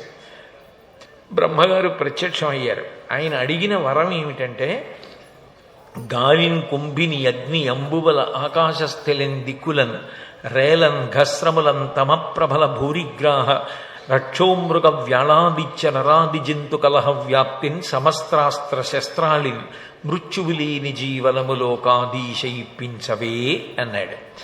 బ్రహ్మగారిని నాకు మృత్యు ఉండకూడదు అని అడిగాడు అనుకోండి. బ్రహ్మగారు అంటారు, మర్త్యలోకంలో నియమం ఉందయా, అలా చావు లేకుండా ఎవరు ఉండరు, ఎవరైనా చనిపోవలసిందే, కాబట్టి నువ్వు అటువంటి వరం అడగడానికి వీల్లేదంటారు. నేను భగవంతుణ్ణే మోసం చేశాననుకున్నాడు. ఆయన కన్నా తెలివైనవాడు లోకంలో ఉండడు. తెలివికి ఉనికి ఎవరు అంటే భగవంతుడు. సుమేధామే రజోధన్య సత్యమేధాధరాధర అంటారు. అటువంటి తెలివికి నిధి అయినటువంటి భగవంతుడు ఎవరైతే ఉన్నాడో ఆయనని నేను మోసం చేశాననుకొని, నేను గాలిలో మరణించకూడదు, భూమి మీద మరణించకూడదు, అగ్నిలో మరణించకూడదు, నీటిలో మరణించకూడదు, ఆకాశంలో మరణించకూడదు, ఇంట్లో మరణించకూడదు, బయట మరణించకూడదు, చీకట్లో మరణించకూడదు, వెలుగులో మరణించకూడదు, బ్రతికున్న వాటి చేతిలో మరణించకూడదు, అస్త్ర శస్త్రముల చేత, రాక్షసుల చేత, పన్నకముల చేత, దేవతల చేత నేను మృత్యువు పొందకుండెదనుగాక అని అడిగాడు. దేవతలకు ఒక లక్షణం ఉంటుంది, తపస్సు చేసి ప్రత్యక్షమైతే కోరిక తీర్చాలి, మీకు నేను మనవి చేశాను, తథాస్తు అన్నాడు బ్రహ్మగారు అని ఒక మాట చెప్పాడు. ఇంతకు ముందు ఎవరు ఇలాంటి వరం అడగలేదో హిరణ్యకశిప, నువ్వే అడిగావు, నీకు ఇచ్చాను, కానీ జాగ్రత్తగా ఉండు సుమా, మంచి గుణములతో బ్రతుకు సుమా అని చెప్పి ఆయన వెళ్ళిపోయాడు. ఎప్పుడైతే తనకి మృత్యువు లేదని తెలిసిందో ఇక సుఖములన్నీ తనవి కావాలి. ఇది రాక్షసత్వం అంటే. ఈ శరీరం ఉన్నది దేనికి అంటే, ఈ శరీరమును భక్తితో వాడుకొని ఈ శరీరంతో కొత్త పుణ్యం చేసుకొని చేసిన పాపాన్ని దుఃఖంగా అనుభవించేసి 10 మందికి పనికి రావడానికి శరీరాన్ని ఉపయోగించాలి. అంతేకాని ఈ శరీరం ఆద్యంకలు ధర్మసాధనం అంటాడు కాళిదాస మహాకవి. దీనితో ధర్మం ఆచరించాలి. అంతేకాని ఈ శరీరంతో సుఖాలు అనుభవిద్దాం, కాబట్టి ఈ శరీరానికి పటుత్వం సడలిపోకూడదు, దీనికి శక్తి సన్నగిల్లకూడదు, దీనికి వృద్ధాప్యం రాకూడదు, ఇది మరణించకూడదు, ఈ శరీరం పడిపోకూడదు, ఇది ఎప్పుడూ ఇలా ఉండాలి, దీంతో నేను భోగాలు అనుభవిస్తూనే ఉండాలి, అందులో కూడా ఎటువంటి భోగాలు ఇతరులు ఏడ్చినా నాకు పర్వాలేదు, నేను సంతోషంగా ఉంటే నాకు చాలు అనుకున్నాడు అనుకోండి, అదే రాక్షసత్వం. మనిషికి ఉండకూడని ప్రధానమైన లక్షణం ఏమిటంటే తన వలన ఇతరులు సంతోషపడాలి తప్ప తన వలన ఇతరులు ఎప్పుడూ బాధపడకూడదు. మహాత్మా గాంధీ గారిని పిలిచి తల్లిగారు మాట చెప్పారు చిన్నతనంలో, నీ వలన ఒక్క మనిషి సంతోషించగలిగితే నీ జీవితం సార్థక్యం. జీవితాంతం గాంధీ గారు గుర్తుపెట్టుకున్న సిద్ధాంతం అది. మన వలన వేరొకరికి ఉపకారము జరిగినదా, మన జీవితంలో మనం ఇతరులకు ఏమైనా సహాయపడగలిగామా, అది జరగనప్పుడు ఆ శరీరం వలన ఉపయోగం లేదు. ఈశ్వరుడిచ్చిన శరీరాన్ని 10 మంది యొక్క మేలు కొరకు ఉపయోగించాలి. శక్తి ఉన్నా మేలు కొరకు ఉపయోగించాలి, ధనమున్నా ఉపయోగించాలి, అధికారమున్నా ఉపయోగించాలి. అట్లా కాకుండా కేవలము నేను సంతోషించడానికే వాడుకుంటాను. అంతేకాదు ఇతరులు ఏడ్చినా పర్వాలేదు, నేను సంతోషంగా ఉంటే చాలు, వాడు ఏడిస్తే నాకేమిటి అనుకుంటే అదే రాక్షసత్వం. అది ఈశ్వరుడికి ఇష్టం ఉండదు. రాక్షసుడైనటువంటి హిరణ్యకశిపుడు ఏడిపించని వాళ్ళు వీరు. ఎందుకనంటే ఎవరు ఏడిస్తే ఆయనకి ఏమిటి, ఆయన సుఖంగా ఉన్నాడు, ఆయనకి చాలు. అప్పుడు దేవతలందరూ విష్ణువుని ప్రార్థన చేశారు ఈ హిరణ్యకశిపుడిని సంహరించమని. ఆయన అన్నాడు కనపడలేదు, వాణి వినపడింది. విష్ణు అన్నారు నేను తప్పకుండా హిరణ్యకశిపుడిని సంహరిస్తాను, కానీ మీరు చెప్పారని నేను సంహరించాను. నేను సంహరించాలి అంటే నాకు కొన్ని నియమాలు ఉన్నాయి, ఆ నియమముల ప్రకారమే నేను సంహరిస్తాను. ఇది ప్రహ్లాదోపాఖ్యానంలో నరసింహస్వామి వారి దగ్గర మనం బాగా జ్ఞాపకం పెట్టుకోవలసిన సారవంతమైనటువంటి విషయం. శుద్ధ సాధులందు సురలందు శృతులందు గోవులందు విప్రకోటియందు ధర్మ పదవి ఎందు తవిలి నాయందు వాడెన్నడలుగునాడే హింస పొందు అని చెప్పారు. నేను చంపాలి అంటే కొన్ని తప్పులు జరగాలి. ఆ తప్పులు చేసిన వాడెవరున్నాడో వాణ్ణి మాత్రమే సంహరిస్తాను. శుద్ధ సాధులందు నన్ను నమ్ముకున్న భక్తులుంటారే, ఎప్పుడూ నన్ను నమ్ముకుని నేనున్నానని పవిత్రమైన జీవితం గడిపేటటువంటి భక్తులను బాధ పెట్టే ప్రయత్నం చేసిన వాణ్ణి వదిలిపెట్టను. శృతులందు వేదము జోలికొచ్చిన వాణ్ణి వదిలిపెట్టను. శుద్ధ సాధులందు సురలందు శృతులందు దేవతల జోలికొచ్చి దేవతల్ని బాధ పెట్టిన వాణ్ణి విడిచిపెట్టను. గోవులందు విప్రకోటి ఎందు యజ్ఞయాగాదులు జరగడానికి ప్రధాన కారణం గోవు. ఇప్పుడు మీరు సుదర్శన హోమం చెయ్యాలనుకోండి, ఆవు లేకపోతే, ఆవు నెయ్యి లేకపోతే హోమం ఎట్లా చేస్తారు? చేయలేరు. ఆవు ప్రధానం. మహాభారతంలో అనుశాసనిక పర్వంలో భీష్ముడు అంటాడు, యజ్ఞాంగం కలితాగావహ యజ్ఞమేవచ వాసవ ఏతాభిశ్చ వినాయజ్ఞ నవర్తేతు కథంచన అంటాడు. గోవు లేకపోతే హోమం ఎక్కడుంది? గోవు లేకపోతే యజ్ఞం ఎక్కడుంది? అందుకే గోవుని పూజించినా గోవుకి ప్రదక్షిణం చేసినా ఈశ్వరుడు అంత సంతోషిస్తాడు. మీకు నేను ఒక పరమసత్యం చెప్తాను. నేను ఇలా నరసింహస్వామి దర్శనానికి వస్తుంటే నాకు అక్కడ ఒక గోవు కనపడింది అనుకోండి, అది గుమ్మానికి అడ్డంగా ఉందనుకోండి, నేను దానికి ప్రదక్షిణం చేసి ఇంటికి వెళ్ళిపోతే నరసింహస్వామి దర్శనం చేసినట్టే నాకు ఫలితం ఇచ్చేస్తారు. ఇది నేను చెప్తున్నానని మీరు అనుకోకండి, నేను పరమ యథార్థం చెప్తున్నాను. శృంగేరి పీఠాధిపత్యం వహించిన మహాపురుషులు మనకి చంద్రశేఖర భారతీ స్వామి వారు, ఆయన ఒకసారి శారదాంబ దేవాలయంలోకి వెడుతుంటే అక్కడ ఒక గోవు అడ్డంగా పడుకుంది. దాన్ని లేపబోయారు శిష్యులు, వద్దని ఆయన దాని పృష్ఠభాగం దగ్గర పీట వేసుకుని పూజ చేసి ప్రదక్షిణం చేసి నమస్కారం చేసి శారద పూజ అయిపోయిందని వెనక్కి తిరిగి వెళ్ళిపోయారు. గో పూజ గో ప్రదక్షిణం అంత గొప్పవి, పరమ పవిత్రములు, యజన భాజనములు. తము విన్న చూచినందురిత చేయంబులెల్ల తలగంత్రోయగ చాలు ప్రధానకర్త కొత్తరగతి లాభవైభవము తంగెటి జున్నుక చేయు గోవులు ఎవ్వరు తగ వానికొల్తుర నివారణ చొత్తురు వారు నాకమున్నంటారు తిక్కన గారు భారతాన్ని ఆంధ్రీకరిస్తూ. తన ఇంట్లో ఓ గదిలోంచి ఓ గదిలోకి యజమాని ఎంత హేళగా వెళ్ళిపోతాడో, గో సేవ చేసినవాడు, గోశాలకి వెళ్ళినవాడు, గోవుల కొరకు బ్రతికినవాడు ఎప్పుడూ గోవులను రక్షించాలని తాపత్రయపడినవాడు అంత తేలికగా ఇక్కడ శరీరాన్ని వదిలిపెట్టి స్వర్గలోకానికి ఎడతాడు. ఇది నేను చెప్పట్ల, భారతంలో పద్యం అది, మహాభారతంలో ఉంది ఆ పద్యం, కావాలంటే మీరు చూడొచ్చు. కాబట్టి గోసేవ అంత గొప్పది. శుద్ధ సాధులందు సురలందు శృతులందు గోవులందు విప్రకోటి ఎందు. వేదం చదువుకుని అందరూ బాగుండాలని ఈ హోమాదులు చేయించేటటువంటి వారు ఉన్నారే, వారిని బాధపెట్టిన విప్రకోటి ఎందు, ధర్మపు పదవి ఎందు, ధర్మాన్ని పాడు చేద్దామని ప్రయత్నించిన తవిలి నాయందు, చిట్ట చివరికి నన్ను ఇబ్బంది పెట్టాలని ప్రయత్నించిన, తనని ఇబ్బంది పెట్టడం భగవంతుడు చివర చెప్పాడు, తన వారిని ఇబ్బంది పెట్టడం, తన భక్తుల్ని ఇబ్బంది పెట్టడం తను రావడానికి వారిని సంహరించడానికి మొదటి కారణంగా చెప్పాడు శుద్ధ సాధులందు అని. కాబట్టి తవిలి నాయందు వాడెన్నడలుగు నాడే పట్టి హింస చేతు, అట్లాంటి పనులు చేసినప్పుడే నేను వస్తాను. ఇతని కడుపున ప్రహ్లాదుడు పుడతాడు. ప్రహ్లాదుడు మహాభక్తుడు, అనితర సాధ్యమైన గుణములు కలిగినవాడు. అటువంటి ప్రహ్లాదుడు పుట్టిన తరువాత ఇతను ఆ పిల్లవాణ్ణి చంపాలని చూస్తాడు. ఆ పిల్లవాణ్ణి విపరీతమైన బాధలు పెడతాడు. అప్పుడు నేను ఈ పాపం అడ్డుపెట్టి అతన్ని చంపుతాను తప్ప మీరు చెప్పారని నేను చంపనన్నాడు భగవంతుడు. హిరణ్యకశిపుడికి ప్రహ్లాదుడు పుట్టాడు. అసలు ప్రహ్లాదుని పుట్టడం రాక్షసుడిగా పుట్టినా ఎన్ని సుగుణములు కలిగిన వాడో పోతన గారు భాగవతంలో ఒక అద్భుతమైన పద్యం చెప్పారు. గుణనిధియగు ప్రహ్లాదుని గుణములనేకములు కలవ గురుకాలమునన్ గణుతింప నశక్యములు ఫణిపతికి బృహస్పతికి భాషాపతికి అన్నారు. 1000 పడగలు కలిగినటువంటి ఆదిశేషుడైన సరస్వతీపతి అయినటువంటి చతుర్ముఖ బ్రహ్మగారైన చిట్ట చివరికి దేవగురువైన బృహస్పతి అయిన రాక్షసుడైన ప్రహ్లాదుడి గుణములు చెప్పడం సాధ్యం కాదు. అన్ని మంచి గుణములు కలిగినవాడు. ఒక్కొక్కసారి సృష్టిలో విచిత్రం ఏమిటంటే కేవలము రాక్షసుడు కదానని మీరు ఆ రాక్షసుడు తక్కువ వాడిని అంచనా వేయలేరు. రాక్షసులలో పుట్టిన ప్రహ్లాదుడి పేరు చెప్తే నరసింహస్వామి అంత ఆనందపడిపోతాడు. ఇప్పుడు నేను ఇక్కడికి వచ్చి ఇవాళ ప్రహ్లాదుడి యొక్క గుణముల గురించి మాట్లాడుతుంటే, భాగవతంలో మనం తెలుసుకోవలసిన విషయం గురించి మాట్లాడుతుంటే నరసింహస్వామి ఎంతో సంతోషిస్తారు.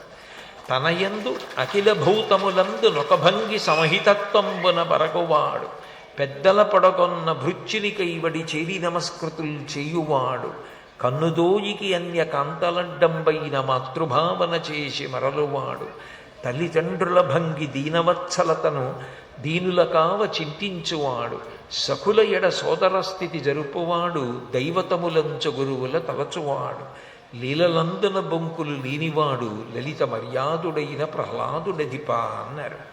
చిన్నతనం 5వ సంవత్సరం వయస్సు వచ్చేటప్పటికే ప్రహ్లాదుడికి కలిగిన గొప్ప గొప్ప గుణములు ఏమిటంటే, నా యందు ఏ చైతన్యం ఉందో అదే ఇతర ప్రాణుల యందు కూడా ఉంది. ఆ చైతన్యం ఉండబట్టే నన్ను కింద దోమలు కరుస్తుంటే తెలుస్తోంది. మిమ్మల్ని దోమలు కరిచినా మీకు తెలియడానికి కారణం చైతన్యం ఉంది కాబట్టి. నాకు ఆకలిస్తే తెలియడానికి చైతన్యం కారణం, మీకు ఆకలిస్తే తెలియడానికి చైతన్యం కారణం. అన్ని ప్రాణుల యందు ఉన్నది ఆ చైతన్యమే. కాబట్టి నేను ఎవ్వరి జోలికి వెళ్ళి ఎవ్వరిని హింసించరాదు. నేను బాధపడితే, నన్నెవరైనా బాధ పెడితే ఆ బాధ తెలుసుకుని నేను ఎట్లా బాధపడతానో, ఇతర ప్రాణులకు బాధ కలిగినప్పుడు అవి కూడా అట్లాగే బాధపడతాయి. కాబట్టి నేను ఎవరికైనా ఉపకారం చేయాలి కానీ బాధ పెట్టకూడదనుకున్నాడు. ఇతర కాంతలను చూస్తే మా అమ్మ అన్న భావనతో పక్కకు వెళ్ళిపోయేవాడు. తల్లి తండ్రి పసిపిల్లలు ఏమీ తెలియని వాళ్ళని, అజ్ఞానుల్ని, శైశవావస్థలో ఉన్న వాళ్ళని ఎలా కాపాడుకుంటారో అట్లా దీనులను కాపాడేటటువంటి వాడు. గురువు అంటే సాక్షాత్తు దైవమే తప్ప వేరొకటి కాదు. ఈ కంటితో చూడడానికి వీలు కాని దైవం కరచరణాదులతో కాళ్ళు చేతులతో భూమి మీద తిరిగాడితే అదే గురువు అని నమ్మాడు. సఖులు అంటే తనతో చదువుకున్న వాళ్ళు, తనతో సోదరులు అని ప్రవర్తించేవాడు. పొరపాటున సరదాకి కూడా అబద్ధం ఆడేవాడు కాడు. అంత లలిత మర్యాదుడైన ప్రహ్లాదుడధిప. అయితే ఇక్కడ ఒక అనుమానం వస్తుంది. పుట్టింది చూస్తే రాక్షస వంశంలో, పెరిగింది చూస్తే హిరణ్యకశిపుడి కొడుకుగా రాక్షసులతో కలిసి పెరిగాడు. అటువంటి పిల్లలతో కలిసి పెరుగుతున్నప్పుడు, అటువంటి వారితో కలిసి ఉన్నప్పుడు అసలు ఇన్ని మంచి గుణాలు ప్రహ్లాదుడికి ఎక్కడి నుంచి వచ్చాయి? ఒకవేళ ఉన్నాయనుకోండి, సహవాస దోషం వల్ల రాక్షసుల పిల్లలతో తిరగని కారణం చేత ఇవన్నీ అడుగంటిపోవాలి. ఎందుకు అడుగంటిపోలేదు అన్నారు. అక్కడ ఒక ప్రధానమైన కారణం చెప్పారు. గత జన్మలలో సత్పురుషులతో ప్రహ్లాదునికి సహవాసం ఉన్నది. డబ్బు పోయినా పర్వాలేదు, ఏది పోయినా పర్వాలేదు, సత్పురుషులతో సహవాసము విడిచిపెట్టకూడదు. ఎందుకంటే సత్పురుష సహవాసం ఈ జన్మలో కాదు, జన్మాంతరముల యందు కూడా మనని కాపాడుతుంది. సత్పురుషులతో సహవాసమున్న కారణం చేత ఉత్తమ గుణములు ఏర్పడమే కాకుండా ప్రహ్లాదుడు ఎప్పుడూ వాటిని మరిచిపోకుండా ఉండగలిగాడు. ప్రహ్లాదుడు నిజానికి రాక్షస బాలురందరినీ కూర్చోపెట్టి వాళ్ళందరికీ కూడా భగవద్భక్తి గురించి, కాలస్వరూపంగా భగవంతుడు ఉండే విధానం గురించి, జీవితము ఎంత బుడగలాంటిదో, జాగ్రత్తగా ఉండి జీవితాన్ని సద్వినియోగం చేసుకోకపోతే జీవుడు ఎలా పతనమైపోతాడో రాక్షస బాలురందరికీ చెప్పాడు. చెప్తే వాళ్ళందరికీ ఆశ్చర్యం వేసింది. నువ్వు మాతో కలిసి పుట్టావు, ఇక్కడే పెరిగావు, ఇక్కడే ఉంటున్నావు, నీకెలా తెలిసే ఈ విషయాలు, నీకు ఎలా గుర్తున్నాయని అడిగారు. అడిగితే అప్పుడు ప్రహ్లాదుడు ఒక రహస్యం చెప్పాడు. ఇది నరసింహస్వామి సన్నిధిలో మనందరం కూడా తెలుసుకొని గుర్తుపెట్టుకోవలసిన విషయం. నిజానికి నేను రాక్షస బాలుడిగా ఇవన్నీ తెలుసుకునే అవకాశం లేదు. మా నాన్నగారు తపస్సు చేసుకోవడానికి వెళ్ళే సమయానికి మా అమ్మ గర్భిణి, నేను మా అమ్మ కడుపులో ఉన్నాను. దేవేంద్రుడు, ఇది హిరణ్యకశిపుడు తపస్సు చేసుకుంటున్న సమయం. హిరణ్యకశిపుడి భార్య లీలావతి గర్భంలో హిరణ్యకశిపుడి తేజస్సు పెరుగుతోంది. ఆ పిల్లవాడు బయటికి వస్తే ఏ ఉపద్రవం వస్తుందో, మళ్ళీ ఎంత పెద్ద రాక్షసుడు అవుతాడో, అందుకని నేను అమ్మ కడుపులో ఉండగానే వాణ్ణి సంహరించేస్తానని ఆ పిల్లవాడు తన చేతిలో మరణించాలని లీలావతిని బంధించి తీసుకుపోతున్నాడు. నారదుడు ఎదురొచ్చి దేనికి ఆవిడ్ని బంధించి తీసుకెళ్తున్నావు అన్నాడు. ఆవిడ జోలికి వెళ్ళను, నాకు వదినగారు అవుతుంది, కానీ ఆమె గర్భంలో హిరణ్యకశిపుడి తేజస్సు ఉంది, పిల్లవాడు పుట్టగానే సంహరించి ఆవిడని వదిలేస్తానన్నాడు. నారదుడు అన్నాడు, నీ తరం కాదు, వాడు విశేషమైన భక్తి తత్పరుడు, భక్తి కవచం లాంటిది. ఆ భక్తి మనిషి పొంది ఉండగా ఏ ఆపద చెనకదు, కాపాడి తీరుతుంది. కాబట్టి నువ్వు సంహరించలేవు. ఆ లీలావతిని నాతో పంపించు, నా ఆశ్రమానికి తీసుకెడతానన్నాడు. ప్రదక్షిణం చేసి నమస్కారం చేసి ఇంద్రుడు వదిలిపెట్టేశాడు. లీలావతిని నారదుడు తన ఆశ్రమానికి తీసుకెళ్ళి కూర్చోపెట్టి వేదాంతాన్ని బోధ చేశాడు. నిజానికి అది ఎవరికి చెప్పాడు అంటే ఆ కడుపులో ఉన్నటువంటి బిడ్డకి చెప్పాడు. అయితే ఇది నిజమేనా, అట్లా ఉంటుందా అని మీరు అనుకోక్కర్లేదు. నా స్వానుభవంలో ఒక సంఘటన చెప్తాను, అది మీరు నా గొప్ప కోసం చెప్పానని అనుకోవద్దు. నేను జరిగే యథార్థం గురించి చెప్తున్నాను తప్ప అదిదో నా గొప్పతనం అని చెప్పుకోవడానికి కాదు. ఒకసారి నా దగ్గరికి అమెరికా నుంచి ఒక తల్లి వచ్చింది. ఓ చిన్న పిల్లవాడిని తీసుకొచ్చింది. వాడు పాకుతున్న వయస్సులో ఉన్నాడు, చాలా ముద్దుగా ఉన్నాడు. తీసుకొచ్చి, నాకు అసలు గర్భం నిలబడుతుంది అనుకోలేదండి, ఏదో కష్టం వల్ల గర్భం నిలబడింది. నేను గర్భంతో ఉన్న నాళ్ళు మీ ఉపన్యాసాలే వినేదాన్ని. ఆ తర్వాత నాకు పిల్లాడు పుట్టాడు. వీడు పాలు తాగకపోతే మీ ప్రవచనం పెడితే వింటూ పాలు తాగుతాడు. వీడికి మీ కంఠం అంత పరిచయం, వీడిని ఒక్కసారి మీకు చూపిద్దామని మా పుట్టింటికి వచ్చాను హైదరాబాదు, మిమ్మల్ని చూపించాలని తీసుకొచ్చానండి అన్నాడు. అప్పటికి ఆ పిల్లవాడు నిద్రపోతున్నాడు. నా భార్య వాడిని తీసుకుని, పాపం ఆ తల్లి ఎంతసేపు ఒళ్ళో పెట్టుకుంటుందని తీసుకెళ్ళి మంచం మీద పడుకోబెట్టింది. వాడు నిద్ర లేచాడు. వాళ్ళ అమ్మ వాడిని ఎత్తుకుంది. వాడు అల్లరి చేస్తుంటే వాడిని కింద దింపింది. వాడు తిన్నగా పాక్కుంటూ నా దగ్గరికి వచ్చాడు. నేను ఎదురుగుండా కూర్చుని ఆ తల్లితో మాట్లాడుతున్నాను. వాడు తిన్నగా పాకుతూ నా దగ్గరికి వచ్చి మెల్లిగా నా పాదాలు పట్టుకుని, కాళ్ళు పట్టుకుని, మోకాళ్ళు పట్టుకుని లేచి నించున్నాడు. నించుంటే నేను వాడిని ఎత్తి ఒళ్ళో కూర్చోబెట్టుకున్నాను. వాడు నా నోటి మీద ఇలా చేత్తో తడుగుతున్నాడు. నేను వాడి చేయి తీయ, వాడి నోటి మీద చేత్తో తడవా. నేను ఎందుకమ్మా వీడు ఇలా చేస్తున్నాడని అడిగాను. ఆ తల్లి నాతో అంది, వాడు నా కడుపులో పడినప్పటి నుంచి ఇవాల్టి వరకు వాడు మీ ప్రవచనాలే వింటున్నాడు.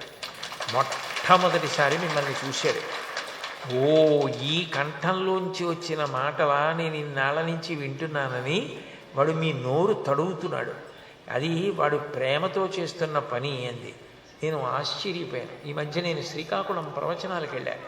డాక్టర్ హర్షవల్లి గారని ఒక డాక్టర్, గైనకాలజిస్ట్, ఆవిడ మిగిలిన డాక్టర్స్తో కలిసి ఇప్పుడు ఒక పెద్ద సంస్థ నడుపుతున్నారు. ఆవిడ నాతో ఒక ఆశ్చర్యకరమైన విషయం చెప్పారు.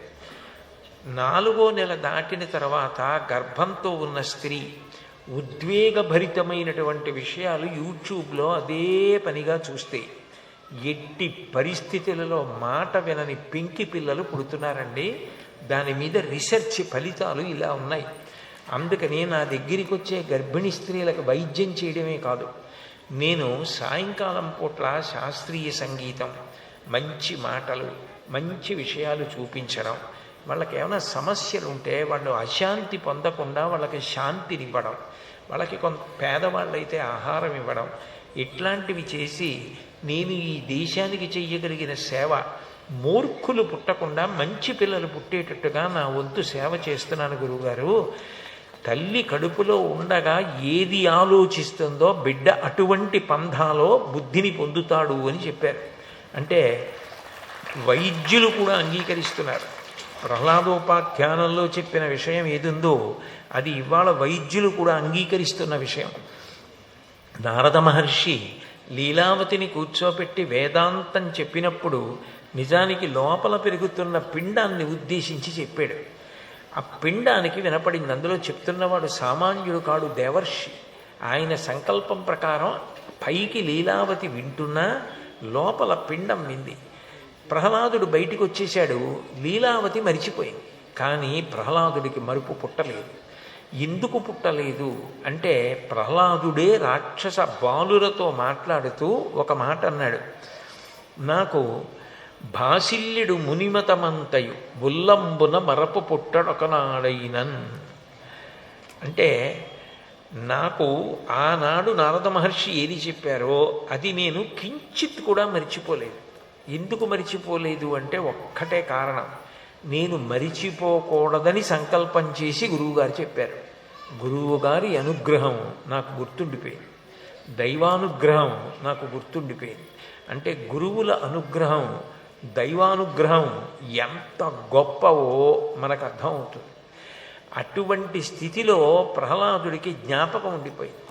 నరసింహస్వామి వారి అవతారానికి ఉన్న గొప్పతనం ఏమిటంటే, నిజానికి ప్రహ్లాదుడు హిరణ్యకశిపుణ్ణి ఎదిరించాడు, నరసింహుడి యొక్క గొప్పతనాన్ని కాదు భగవంతుని యొక్క గొప్పతనాన్ని చెప్పాడు. ఎన్నో పద్యాలు, అందులో పోతన గారి తెలుగు పద్యాలు తెలుగువారి నోట అలా నాంతూనే ఉంటాయి. అంత మందార మకరంద మాధుర్యమున దేలు మధుపంబు పోవునే మదనములకు నిర్మల మందాకిని వీచికలతూగు రాయంచనునే తరంగిడులకు లలిత రసాల పల్లవ ఖాదియై చొక్కు కోయిల జనునే కుటజములకు పూర్ణేందు చింద్రికా స్ఫురిత చకోరక మరుగునే సాంద్ర నిహారములకు అంబుజోదర దివ్యపాదార వింద చింతనామృతపాన విశేషమత్త చిత్తమీ రీతి ఇతర విషయంబు చెరనేర్చు వినుత గుణశీల మాటలు వేయునేలా అంటాడు. ఎక్కడో మందార వృక్షం అని, మందార వృక్షం అంటే మన భూమి మీద ఉండే మందార వృక్షం కాదు, ఆ కల్పవృక్షాలలో మందారము ఒకటి. మందారము, పారిజాతము, సంతానము, నవమల్లికము, నీలోత్పలము అని 5 కల్పవృక్షాలు. అందులో ఆ మందారము అన్న కల్పవృక్షానికి పూసిన పువ్వులలో ఉండేటటువంటి తేనె తాకడానికి అలవాటు పడిపోయిన తుమ్మెద ఎప్పుడైనా వెళ్ళి ఉమ్మెత్త పువ్వు మీద వాలుతుందా? వాలదు. అట్లాగే మందార మకరంద మాధుర్యమునదేలు మధుపంబు పోవునే మదనములకు నిర్మల మందాకిని వీచికలతూగు రాయంచనునే తరంగిణులకు ఆకాశగంగా తరంగాల మీద తేలియాడేటటువంటి హంస, రాజహంస వీధులలో ఉండే మురుగుడు కాలవలలో ఈదమంటే ఈత్తుందా? ఈదదు. లలిత రసాల పల్లవ ఖాదియై చొక్కు కోయిల జనునే కుటజములకు లేత మామిడి చిగుర్లు తిని చక్కటి పాట పాడేటటువంటి కోయిల అడవి మల్లెల దగ్గరికి వెళ్ళమంటే వెడుతుందా? వెళ్ళదు. పూర్ణేందు చంద్రికా స్ఫురిత చకోర కమరుగునే సాంద్ర నిహారములకు. పౌర్ణమి నాడు చంద్రబింబంలోంచి వచ్చేటటువంటి కిరణములలో ఉన్న అమృతాన్ని త్రాగి బ్రతకడానికి అలవాటు పడిపోయిన చకోర పక్షి పొగమంచు దగ్గరికి వెళ్ళి ఆ పొగమంచు తాగమంటే తాగుతుందా? అరుగునే సాంద్ర నిహారములకు. అంబుజోదర దివ్యపాదార వింద చింతనామృతపాన విశేషమత్త చిత్త మీరీతీతర విషయంబు చేరనేర్చు వినుత గుణశీల మాటలు వేయునేలా. భగవంతుని యొక్క పాదముల నుండి స్రవించేటటువంటి మందార మకరంద పానమునకు ధ్యానములో అలవాటు పడిపోయిన భక్తుడు ఇతర విషయముల జోలికి వెళ్ళమంటే ఎలా వెడతాడు? కంజాక్షునకు గాని కాయంబు కాయమే పవన గుంభిత చర్మ భస్త్రికాక వైకుంఠు పొగడని వక్త్రంబు వక్త్రమే ఢమఢమధ్వనితోడి ఢక్కగాగా. హరిపూజనము లేని హస్తంబు హస్తమే తరుశాఖ నిర్మిత దర్వికాక కమలేశ చూడని కన్నులు కన్నులే తనుకుడ్జచాల రంధ్రములు కాక చిక్రి చింతలేని జన్మంబు జన్మమే తరళ చలిదనుద్భుతంబు కాక విష్ణుభక్తి లేని విభుదుండు విభుదుడే పాదయుగము తోడి పశువుగాక. ప్రహ్లాదుడు చెప్పిన మాటలు నిత్యస్మరణీయాలు, మనం బాగా జ్ఞాపకం పెట్టుకోవలసినవి. చర్మం కొంచెం ఇలా పక్కకి ఒత్తిగిలిందనుకోండి, పుండుపడి కాస్త చర్మం రేగిందనుకోండి, ఆ రక్తం మాంసం తినేయడానికి ఈగలు పురుగులు అన్నీ వాళ్తాయి. లోపల అంత రక్తం, అంత మాంసం, ఎముకలు, మజ్జ, శుక్ల, మేధ ఇన్ని ఉండి పుల్ల కంపుతో ఉన్నా అవేవీ కనపడకుండా ఇంత అందంగా ఉండేటట్టు దాన్ని తోలుతో కప్పిన వాడెవరు? నాకొక గజం గుడ్డ ఇచ్చి దీన్ని 6 గజాలకి సరిపోయేటట్టుగా చుట్టండి అంటే చిరిగిపోతుంది. నేను పసితనంలో ఉన్నప్పుడు ఏ చర్మంతో వచ్చానో పెద్దవాణ్ణి 6 అడుగుల ఎత్తు పెరిగినా కూడా అదే చర్మం సాగింది తప్ప కొత్త చర్మం తెచ్చి నేను అంటించుకోలేదు. ఎవరు పెట్టారా చర్మం? ఎవరు నా ఊపిరి తీసినవాడు? ఎవరు రక్తం సమాన వేగంతో తిప్పినవాడు? ఎవడు నేను తిన్న ఆహారాన్ని రాత్రి నిద్రపోతే జీర్ణం చేసినవాడు? ఎవరు నిరంతరం నన్ను పొదివి పట్టి కాపాడుతున్నవాడు? అటువంటి వాడి గురించి 4 మాటలు చెప్పడానికి మాత్రం నోరు ఉపయోగపడకపోతే, ఆయన నామం చెప్పడం కష్టమైపోతే అది తోలుతో చేసిన ఢక్కా తప్ప దానివల్ల ఉపయోగం ఏముంది నాన్న అని అడిగాడు. కంజాక్షునకు కాని కాయంబు కాయమే పవన గుంభిత చర్మ భస్త్రికాక వైకుంఠు పొగడని వక్త్రంబు వక్త్రమే ఢమఢమధ్వనితోడి ఢక్కకాక హరిపూజనము లేని హస్తంబు హస్తమే తరుశాఖ నిర్మిత దర్వికాక. పరమ ప్రీతితో తెల్లవారగానే కాసేపు కూర్చొని సంతోషంగా ఆయన పూజ చెయ్యడానికి పనికిరాని చెయ్యి కొయ్య తెడ్డు తప్ప దానివల్ల ఉపయోగం ఏంటి? గోడకి కన్నాలు ఎలా ఉంటాయో ఈ కళ్ళు కూడా అట్లాంటివి. భగవంతుని యొక్క దర్శనంలో సంతోషం పొంది ఆయన్ని దర్శించడానికి ఉపయోగపడని కన్నుల వలన ఉపయోగం ఏమిటి? నాన్న, భక్తి ప్రధానం. ఆ భక్తి ఒకళ్ళు చెప్తే వచ్చేది కాదు, దానికి ముహూర్తాలు ఉండవు నాన్న. గృహప్రవేశం చేయాలంటే ముహూర్తం పెట్టుకుంటారు, శంకుస్థాపన చేయాలంటే ముహూర్తం పెట్టుకుంటారు. నేను భక్తిగా ఉండడానికి ముహూర్తాలు ఉండవు. అది భగవంతుడి అనుగ్రహంతో రావాలి. అచ్చపు చీకటం పడి గృహవ్రతులై విషయప్రయుష్టులై చచ్చుచు పుట్టుచున్ మరల చెర్విత చెర్విడులైన వారికించెచ్చర పుట్టునే పరులు చెప్పిననైన ఏమిచ్చిననైన నిజేచ్ఛనైన కానలకు ఏగిననైన హరిప్రబోధముల్. వాడికి ఎంత చెప్పండి, ఏమివ్వండి, ఎక్కడికి తీసుకెళ్ళండి, వాడికి భక్తి వంట పడుతుందా? దానికి అదృష్టం ఉండాలి, దానికి ఈశ్వరానుగ్రహం ఉండాలి నాన్న. ఎల్ల శరీరధారులకు ఇళ్లను చీకటి నూతి లోపలంత్రెళ్ళక వీరు నేమను మతిభ్రమణంబున భిన్నులై ప్రవర్తిల్లక సర్వమున్నాతని దివ్య కళామయమంచు విష్ణునందుల్లము చేర్చితారణ వినుండుట మీదు నిశాచరగ్రణి. ఇల్లు అన్న చీకటి నూతిలో పడిపోయి ఎంతసేపు నేను బాగుండాలి, వాళ్ళు ఏమైనా పర్వాలేదు, నేనుగా అనేక నాదులు, నా కొడుకు, నా కోడలు, నా కూతురు, నా అల్లుడు, నా మనవలు, నా ఇల్లు, వీళ్ళు బాగుండాలి, ఇతరులు ఏమైపోయినా పర్వాలేదు అనుకోవడం మర్యాద నాన్న? అట్లా అనుకోకూడదు కదా. ఇందులో ఏ పదార్థం ఉందో అందులోనూ అదే పదార్థం ఉంది. ఇందులోంచి ఏది వెళ్ళిపోతే శవం అయిపోతుందో అందులోంచి అది వెళ్ళిపోతేనే శవం అయిపోతుంది. అయినప్పుడు అందరి యందు అది చూసిన నాడు కదా నా సార్థక్యం. అని చెప్పి వజ్జలు నేర్పిన ఈ మది మధ్యాతుడవైన నీకు మరి ఎవ్వరి చేను జాలమయ్య బాలక తజ్జనులం పేరు కొనుము తగనామ్రోలన్. గురువులు చెప్పని ఈ విషయాలు నీకెవరు నేర్పారా, వాళ్ళ పేరు చెప్పు అన్నాడు హిరణ్యకశిపుడు. అంటే ప్రహ్లాదుడు అంటాడు, చదివించిరి ననుగురువులు చదివితి ధర్మార్థ ముఖ్య శాస్త్రంబులునే చదివినవి కలవు పెక్కులు చదువులలో మర్మమెల్ల చదివితి తండ్రి అన్నాడు. నాకు గురువులు ఎన్నో నేర్పారు, అర్థశాస్త్రం నేర్పారు, ధర్మశాస్త్రం నేర్పారు.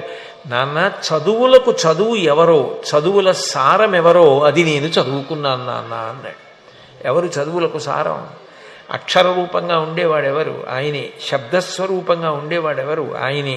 84 లక్షల జీవరాశులకు లేని మాట మనిషికి ఇచ్చిన వాడెవరు? ఆయనే. ఆ మాటల చేత అవతలవాడి అజ్ఞానం పోయేటట్టుగా చేస్తున్నవాడెవరు? ఆయనే. అక్షరమై ఆ అక్షరముల చేత వాంగ్మయమై వాంగ్మయము ద్వారా సమస్తము తెలియబడేటట్టుగా చేస్తున్నవాడెవరు? ఆయనే. అన్నీ ఆయనే. నేను ఎంత పెద్ద చదువుకున్నా చదువుల ద్వారా నేను చదువుకున్నది ఏదంటే ఆయన గురించే. ఒక ఆయన గణిత శాస్త్రం చాలా బాగా చదువుకున్నాడు. ఆయన నాకు ఎన్నో లెక్కలు తెలుసు, ఎన్నో అంకెలు తెలుసు, ఎన్నో సంఖ్యలు తెలుసు అనుకునేవాడు. ఒకరోజు ఆయన సముద్రపు ఒడ్డుకి వెళ్ళాడు. మనవాడు ఆయనతో ఆడుకుంటూ తాతగారు మీరు పెద్ద గణిత శాస్త్రజ్ఞులు అంటారు కదా, ఈ సముద్రపు ఒడ్డుని ఎన్ని ఇసుక రేణువులు ఉన్నాయో లెక్క పెట్టగలరా అన్నాడు. ఆ తాతగారు ఒక్క క్షణం ఆగి, నేను ఎంత పెద్ద గణిత శాస్త్రజ్ఞుడినైనా ఈశ్వరుడు ఈ ఊళ్ళో ఇక్కడ ఉన్న ఈ అంతర్వేది సముద్రపు ఒడ్డున ఉన్న ఇసుక రేణువులు లెక్క పెట్టడానికి నా గణిత శాస్త్రం సరిపోలేదు. ఈశ్వరుడే గొప్ప. నేను చదువుకున్న చదువు కన్నా చదువులకు చదువైన వాడు గొప్ప అని తెలుసుకున్నాడు. తన చదువు దేనికి పనికొచ్చింది అంటే ఈ చదువుకి చదువు ఆయన అని నేను తెలుసుకున్నానన్నాడు ప్రహ్లాదుడు. అటువంటి ప్రహ్లాదుణ్ణి ఒక ప్రశ్న వేశాడు హిరణ్యకశిపుడు. ఎవరి ధైర్యం చూసుకొని నువ్వు ఇలా ఉండగలుగుతున్నావురా? నిన్ను ఏది చేసినా నీకు ఏ విధమైనటువంటి అపకారము జరగట్లేదు. లోకంలో ఏ తండ్రి అయినా కొడుకుని కాపాడుకోవాలనుకుంటాడు. విచిత్రం ఏమిటంటే హిరణ్యకశిపుడు ప్రహ్లాదుణ్ణి ఎలా చంపేద్దామని ప్రయత్నం చేశాడు. ఎంత ప్రయత్నం చేశాడంటే ఏది చేసి చంపచ్చో అన్ని ప్రయోగాలు ఆ పిల్లవాడి మీద ప్రయోగించాడు. చిట్ట చివరికి తనే చెప్పుకున్నాడు. చాలా విచారం పొందాడు. దేనికి విచారం పొందాడంటే ప్రపంచంలో ఏ తండ్రి పొందని విచారం. ఇన్ని చేసినా కొడుకు చచ్చిపోవట్లేదు. లోకంలో ఏ తండ్రి అయినా కొడుకు బాగుండాలి, కొడుకు చేతుల మీద తాను వెళ్ళిపోవాలని కోరుకుంటాడు. హిరణ్యకశిపుడు తను ఏం చేసినా ప్రహ్లాదుడు మరణించట్లేదని ఏడ్చాడు. ముంచితి వార్ధులను గదల మృత్తితి శైలతటంబులందు ద్రుబ్బించితి శస్త్రరాజి పొడిపించితి మీద నిభేంద్ర పంక్తి రొప్పించితి ధిక్కరించితి శపించితి ఘోర దవాగ్నులందు తోయించితి పెక్కుపాట్ల నలయించితి చావడిదేమి చిత్రమో అన్నాడు. ఈ పిల్లవాడిని తీసుకెళ్లి సముద్రంలో ముంచేశాను. 1 గంట సేపు చచ్చిపోవాలి కదా. వాడు నవ్వుతూ లేచాడు. పర్వత శిఖరాల మించి కిందకి దొర్లించేశాను. కిందకి దొర్లిన తర్వాత వాడిని శూలాలు పెట్టి పొడిపించాను. పెద్ద పెద్ద ఏనుగుల చేత తొక్కించాను. అరణ్యాలు అంటుకుపోయి కాలిపోతుంటే అందులోకి విసిరియించాను. ఆ పైన రకరకాల భయంకరమైన వేషాలు ఇంద్రజాలం చేత పొంది వాడిని భయపెట్టాను. శపించాను, ధిక్కరించాను, ఖడ్గాలతో నరికించాను. ఏది చేసినా చావడే. చావడిదేమి చిత్రమో. పిల్లవాడు చనిపోవట్లేదని తండ్రి బెంగపెట్టుకున్నాడు. ప్రహ్లాదుడి గొప్పతనం ఏమిటో తెలుసా? కంచి కామకోటి పీఠాధిపతులు 68వ పీఠాధిపతులు నడిచే దేవుడిని పేరుగాంచిన మహాపురుషులు ప్రాతస్మరణీయులు శ్రీ శ్రీ శ్రీ చంద్రశేఖరేంద్ర సరస్వతి స్వామి వారు చెప్పుకుంటూ ఉండేవారు, నాకు ప్రహ్లాదుడి యొక్క సర్వప్రాణి మిత్రత్వం అంటే ఎంతో ఇష్టము అంటూ ఉండేవారు. ఆయన అన్ని ప్రాణుల ఎడల మిత్రత్వమే. ఎవ్వరిని ద్వేషించేవాడు కాదు. ఎందుకు ద్వేషించేవాడు కాదు అంటే అన్ని ప్రాణుల యందు విష్ణువుని చూశాడు. మనం తెల్లవారి లేస్తే మంత్రపుష్పం చెప్తున్నప్పుడు ఏం చెప్తాం? అంతర్బహిశ్చ తత్సర్వం వ్యాప్యనారాయణ స్థిత దృశ్యతే శ్రూయతేపి వా. కనపడుతున్న దాంట్లో, వినపడుతున్న దాంట్లో, లోపల బయట అంతా విష్ణువే ఉన్నాడు అంటాం. అంతటా విష్ణువే ఉన్నాడు అన్నప్పుడు అందరినీ ప్రేమించగలగాలి కదా. అది ప్రహ్లాదుడికి వచ్చింది. అది విచిత్రం. ఆయన ఎవరిని ద్వేషించరా. తన్ను నిశాచరుల్ పొడువ ఆ రాక్షస కుమారుడు మాటిమాటికో పన్నగశాయి ఓ ధనుజభంజన ఓ జగదీశ ఓ సర్వాపన్న శరణ్యయంచు నుతించు కాని తాకన్నుల నీరుతాడు భయకంప సమేతుడు కడుభూవరా అన్నారు. శూలాలు పట్టుకొచ్చి పొడి చేస్తుంటే, కత్తులు పెట్టి నరికేస్తుంటే, గదలు పెట్టి కొడుతుంటే ఆ గదలలో, కత్తులలో, శూలాలలో విష్ణువుని చూశాడు. పొడి చేస్తున్న వాళ్ళని చూశాడు. ఒక్క నారాయణుడు మాత్రమే అంతటా కనపడేవాడు. కనపడి ఆ గదలో విష్ణువే, కత్తిలో విష్ణువే, పొడి చేస్తున్న వాళ్ళలో విష్ణువే, సంతోషంగా అంతటా నా స్వామి అని ఓ జగదీశ ఓ సర్వాపన్న శరణ్య ఓ అఖిల పావనయంచు నితించు కాని తాకన్నుల నీరుతాడు భయకంప సమేతుడు కాడుభూవరా. అసలు అట్లాంటి భక్తుడు ఉంటాడా లోకంలో? అందులో రాక్షసుల్లో. పోనీ ఋషికుమారుడు కూడా కాడు. అందుకే నరసింహస్వామికి ప్రహ్లాదుడంటే అంత ప్రీతి. కాబట్టి ఇంత భక్తిగా ఉండేవాడు. పోని తండ్రి ఇన్ని బాధలు పెడుతున్నాడని ఒక్కనాడు కూడా తండ్రి మీద కోపగించడం కానీ, తండ్రి మీద విసుక్కోవడం కానీ ఎన్నడూ చేయలేదు. ఎంత భక్తితో, ఎంత ప్రేమతో ఉండేవాడంటే గురువులు చెప్తున్నది తప్పు, రాక్షస నీతి చెప్తున్నారని తెలిసిన ఎప్పగిది వారు చెప్పిన అప్పగిది చదువు కాని తానిట్టిట్టని ఆక్షేపించడు తానన్ని నిరూపించిన మిథ్యలనుచు నిరూఢమనీషన్. ఇవన్నీ తప్పు. మనకి కేవలం స్వార్థం నేర్పుతున్నారు, రాక్షస నీతి నేర్పుతున్నారని తెలిసిన గురువులను వ్యతిరేకించేవాడు కాదు. గురువులు చెప్పింది చదువుకునేవాడు, లోపల భక్తితో ఉండేవాడు. గురువులను ద్వేషించేవాడు కాదు. తండ్రి ఇన్ని ఇబ్బందులు పెడితే పారడు లేచి దిక్కులకు బాహువులొడ్డడు బంధురాజిలో దూరడు ఘోరకృత్యమని దూరడు తండ్రిని మిత్రసంఘముంజీరడు మాతృసంఘము వసించు సువర్ణ గృహంబులోని కిందారడు కావరేయనడు తాపమునందడు కంటకింపడు. అసలు అట్లాంటి వాడు భాగవతం మొత్తం మీద ఎక్కడ దొరుకుతాడు? అసలు అటువంటి భక్తుడు, అటువంటి భక్తుడు ఎక్కడ కనపడడు. అటువంటి భక్తుడై ఉండడం ఆశ్చర్యకరమైనటువంటి విశేషం ప్రహ్లాదుడి విషయంలో.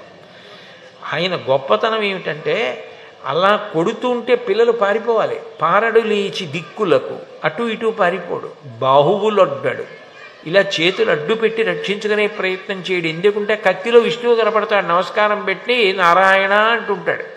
బాహువులొడ్డాడు, బంధురాజిలో దూరడు, బంధువుల దగ్గరికి పరిగెత్తాడు. ఘోరకృత్యమని దూరడు తండ్రిని, నాన్నగారు ఇదేం పనండి, ఇలా నన్ను ఇబ్బంది పెట్టేస్తున్నారు అని తండ్రిని ధిక్కరించాడు. మిత్రసంఘముంజీరడు, స్నేహితుల దగ్గరికి దూరిపోడు. మాతృసంఘము వసించు సువర్ణ గృహంబులోనికి దారడు, తల్లులు ఉండేటటువంటి బంగారు మేడలలోకి దూరడు. బాధపడడు, దుఃఖపడడు, శపించడు, అంత సంతోషంగానూ గడిపేస్తున్నాడు. ఈ పిల్లవాణ్ణి ఎలా సంహరించాలన్నది హిరణ్యకశిపుడికి అంతుపట్టల. అంతుపట్టక పిల్లవాణ్ణి పిలిచి అడిగాడు, అసలు నీకెవర్రా బలమని అడిగాడు. బలయుతులకు దుర్బలులకు బలమెవ్వడు నీకు నాకు బ్రహ్మాదులకున్ బలమెవ్వడు ప్రాణులకును బలమెవ్వండట్టి విభుడు బలమసురేంద్ర అన్నాడు ప్రహ్లాదుడు. నాన్న, మీకు ఇంత బలం ఉండడానికి కారణం ఎవరో, నాకు ఈ బలం ఎక్కడిదో, బ్రహ్మాదులకు బలమివ్వడో, బలం లేని వాడికి తక్కువ బలం ఉండడానికి కారణమైన వాడెవరో వాడే నాకు బలం నాన్న అన్నాడు. హిరణ్యకశిపుడికి ఎక్కడ లేని కోపం వచ్చింది. మురే, వాడు నిన్ను కాపాడుతున్నాడు కాపాడుతున్నాడు కాపాడుతున్నాడు అంటున్నావు కదా, ఇప్పుడు ఆ కాపాడుతున్నవాడు ఎక్కడున్నాడు రా చెప్పన్నాడు. ఇందుగలడందులేడిని సందేహము వలదు చక్రి సర్వోపగతుండెందెందు వెదకి చూచిన అందందే కలడు దానవాగ్రని వింటే. నరసింహస్వామి వారి దర్శనానికి ఉన్న గొప్పతనం ఇది. ఎందుకనంటే ప్రహ్లాదుడన్నాడు, పిచ్చి నాన్న, ఎక్కడున్నాడు విష్ణు, ఎక్కడున్నాడు విష్ణు అని అడుగుతావు ఏమిటి? విష్ణు అంటే ఏమిటి? వ్యాపకత్వం. విశ్వముగా ఉన్నవాడు విష్ణువు. విశ్వం విష్ణుర్వషట్కారో భూత భవ్య భవత్ప్రభు. విశ్వం విష్ణు. ఈ కనపడేటటువంటి విశ్వమంతా విష్ణువే. ఆయన కానిదేమిటి? ఆయన ఎక్కడున్నాడంట ఏంటి? ఆయన కానిదేం లేదు, అంతటా ఉన్నాడన్నాడు. ఇప్పుడు పిల్లవాడు పరమ భాగవతోత్తముడు భక్తుడు ప్రహ్లాదుడు అంటున్నాడు, అంతటా ఉన్నాడు విష్ణు అంటున్నాడు. తండ్రి రాక్షసుడు ఆయన ఏమంటున్నాడు? ఎక్కడ లేడంటున్నాడు. ఇప్పుడు లేడంటున్నవాడు ఎక్కడున్నాడో చూపించన్నాడు. ఎక్కడ లేడు, అంతటా ఉన్నాడన్నాడు. హిరణ్యకశిపుడు అయితే ఇందులో ఉన్నాడా అని ఇలా వేలు తిప్పుతూ ఎక్కడైనా చూపించవచ్చు. ఎక్కడైనా చూపించినప్పుడు అక్కడ నుండి రాలేదనుకోండి, తనని నమ్ముకున్న భక్తుడు వమ్మైపోతాడు, భక్తుడి మాట పోతుంది. భక్తుడి మాట నిలబెట్టడం కన్నా భగవంతుడికి గొప్ప విషయం ఇంకొకటి ఉండలేదు.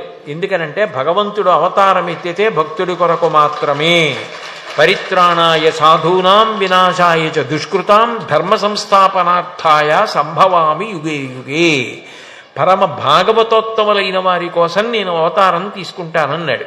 ఇప్పుడు ప్రహ్లాదుడు ఇక్కడ ఉంటాడు అని చెప్పిన తరువాత అందులోంచి స్వామి రాకపోతే ఒక రూపంతో, అప్పుడు ప్రహ్లాదుడి మాట వమ్మైపోయింది. అందుకని ప్రహ్లాదుణ్ణి రక్షించుకోవడానికి రావచ్చు. కానీ శంఖచక్ర గదాపద్మాలు పట్టుకుని పట్టు పీతాంబరం కట్టుకుని వచ్చాడనుకోండి విష్ణువుగా, సంహరించడం కుదరదు. ఎందుకని? బ్రహ్మగారు వరమిచ్చారు. గాలిన్ కుంభిని అగ్ని అంబువల ఆకాశస్థలిన్ దిక్కులన్ రేలన్ ఘస్రములం తమప్రబల భూరిగ్రాహ జంతో మృగ వ్యాళాదిత్య నరాది జంతు కలహవ్యాప్తిని సమస్త అస్త్ర శస్త్రాళిన్ మృత్యువు లేని జీవితము లోకాధీశ ఇప్పింపవే అంటే తథాస్తు అన్నాడు. పృథ్వీలో కాదు, నీటిలో కాదు, నిప్పులో కాదు, అగ్నిలో కాదు, ఆకాశంలో కాదు, రాత్రి కాదు, పగలు కాదు, పైన కాదు, కింద కాదు, ప్రాణమున్నది కాదు, ప్రాణము లేనిది కాదు, అస్త్రము కాదు, శస్త్రము కాదు, పన్నకము కాదు, దేవత కాడు, రాక్షసుడు కాడు, ఇటువంటి రూపంతో రావాలి. అంటే అటు బ్రహ్మగారిచ్చిన మాట నిలబెట్టాలి, ఇటు ఎక్కడ హిరణ్యకశిపుడు వేలు పెడితే అక్కడి నుంచి రావాలి. రాకపోతే ప్రహ్లాదుడి మాట పోతుంది. వీటన్నింటికి మినహాయింపుగా వచ్చి హిరణ్యకశిపుడిని సంహరించకపోతే బ్రహ్మగారిచ్చిన మాట పోతుంది. విష్ణువు కేవలము ఉగ్ర నరసింహం అని ఎలా అనుకుంటారు? ఆయన అంత ఆలోచనతో ఇద్దరు భక్తుల యందు, అటు కొడుకు బ్రహ్మగారు, ఆయన నాభికమలంలోంచి పుట్టాడు. ఇప్పుడు మీరు చూశారు కదా, లోపల రంగనాథస్వామి ఉన్నారు. రంగనాథస్వామి పక్కకి తిరిగి పడుకుంటే ఆయన నాభికమలంలోంచి సృష్టికర్త అయిన బ్రహ్మగారు వచ్చారు. కొడుకు మాట నిలబెట్టాలి, ఇటు భక్తుడి మాట నిలబెట్టాలి. భక్తుడు కొడుకు లాంటి వాడే. అందుకని అంత ఆలోచనతో వచ్చాడు. హరి సర్వాకృతులం కలండనుచు ప్రహ్లాదుండు భాషింప ఎందును లేడనుచు సుతుం దైత్యుండు తర్జింప శ్రీనరసింహకృతి దాల్చనచ్యుతుడు నానా జంగమస్థావరోత్కర గర్భంబులనన్ని దేశములను దండ ప్రభావంబునన్. నరసింహావతారం ఎక్కడ ఒక చోటు నుంచి కాదు, అటు బ్రహ్మగారి మాట నిలబెట్టడానికి, ప్రహ్లాదుడి మాట నిలబెట్టడానికి ఈ విశ్వమంతా ఒక పెద్ద నరసింహమైపోయింది. అయిపోయిన వాడు వ్యక్తం అవ్వాలి. ఎక్కడి నుంచి? హిరణ్యకశిపుడు ఎక్కడ చూపిస్తే అక్కడి నుంచి. ఓ స్తంభాన్ని చూపించాడు ప్రహ్లాదుడి. ఇందులో ఉన్నాడా అన్నాడు. ఉన్నాడు అన్నాడు. ఇప్పుడు ప్రహ్లాదుడు ఎక్కడ ఉన్నాడన్నాడో అక్కడి నుంచి రావాలి. పెటిల్లుమని చేత్తో కొట్టేటప్పటికీ అది విరిగింది. అందులోంచి ప్రళయకాలంలో అగ్ని పుట్టినప్పుడు ఎటువంటి చటపట ధనులు వినపడతాయో అటువంటి పిడుగులు పడిన శబ్దం వచ్చి మిరుగుడులు మొహరించినట్టుగా పెద్ద అగ్నిజ్వాలల మధ్యలోంచి నృసింహం బయటికి వచ్చింది. వీటన్నింటికీ మినహాయింపుగా అటు నరుడుగాడు, ఇటు జంతువు కాదు. తల సింహం, కింద మనిషి, సన్నని నడు, దానికి చక్కగా మోగుతున్నటువంటి గంటలతో ఉన్నటువంటి వడ్డాణం.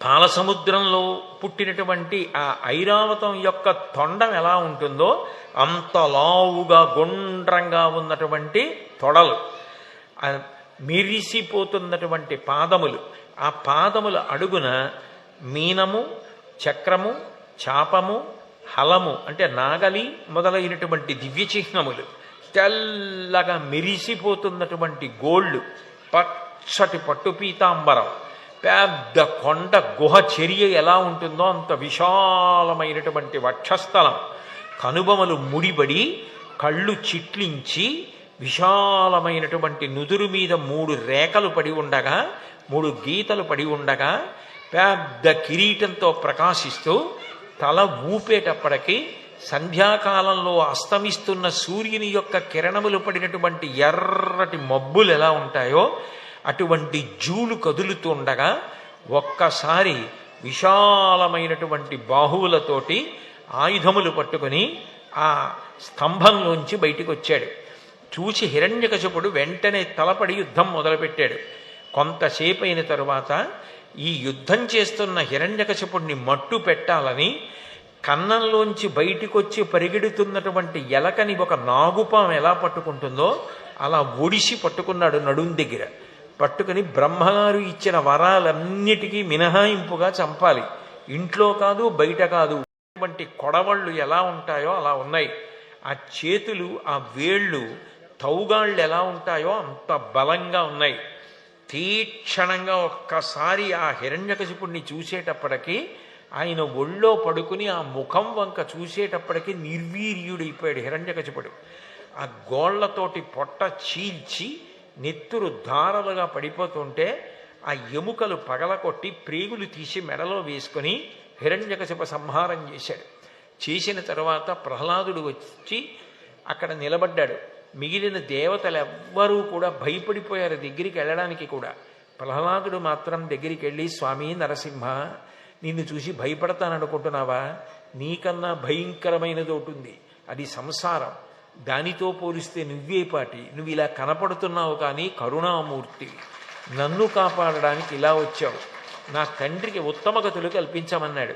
ఏనాడు నీ తండ్రి నా ఒళ్ళో పడుకున్నాడో, నా చేతుల చేత సంహరింపబడ్డాడో ఆనాడే ఉత్తమ గతులు పొందాడు. నువ్వు రాజ్యాధికారం స్వీకరించు, భోగములను అనుభవించి చిట్ట చివర నా లోకానికి చేరుకుంటావని ప్రహ్లాదుడికి వరం ఇచ్చాడు.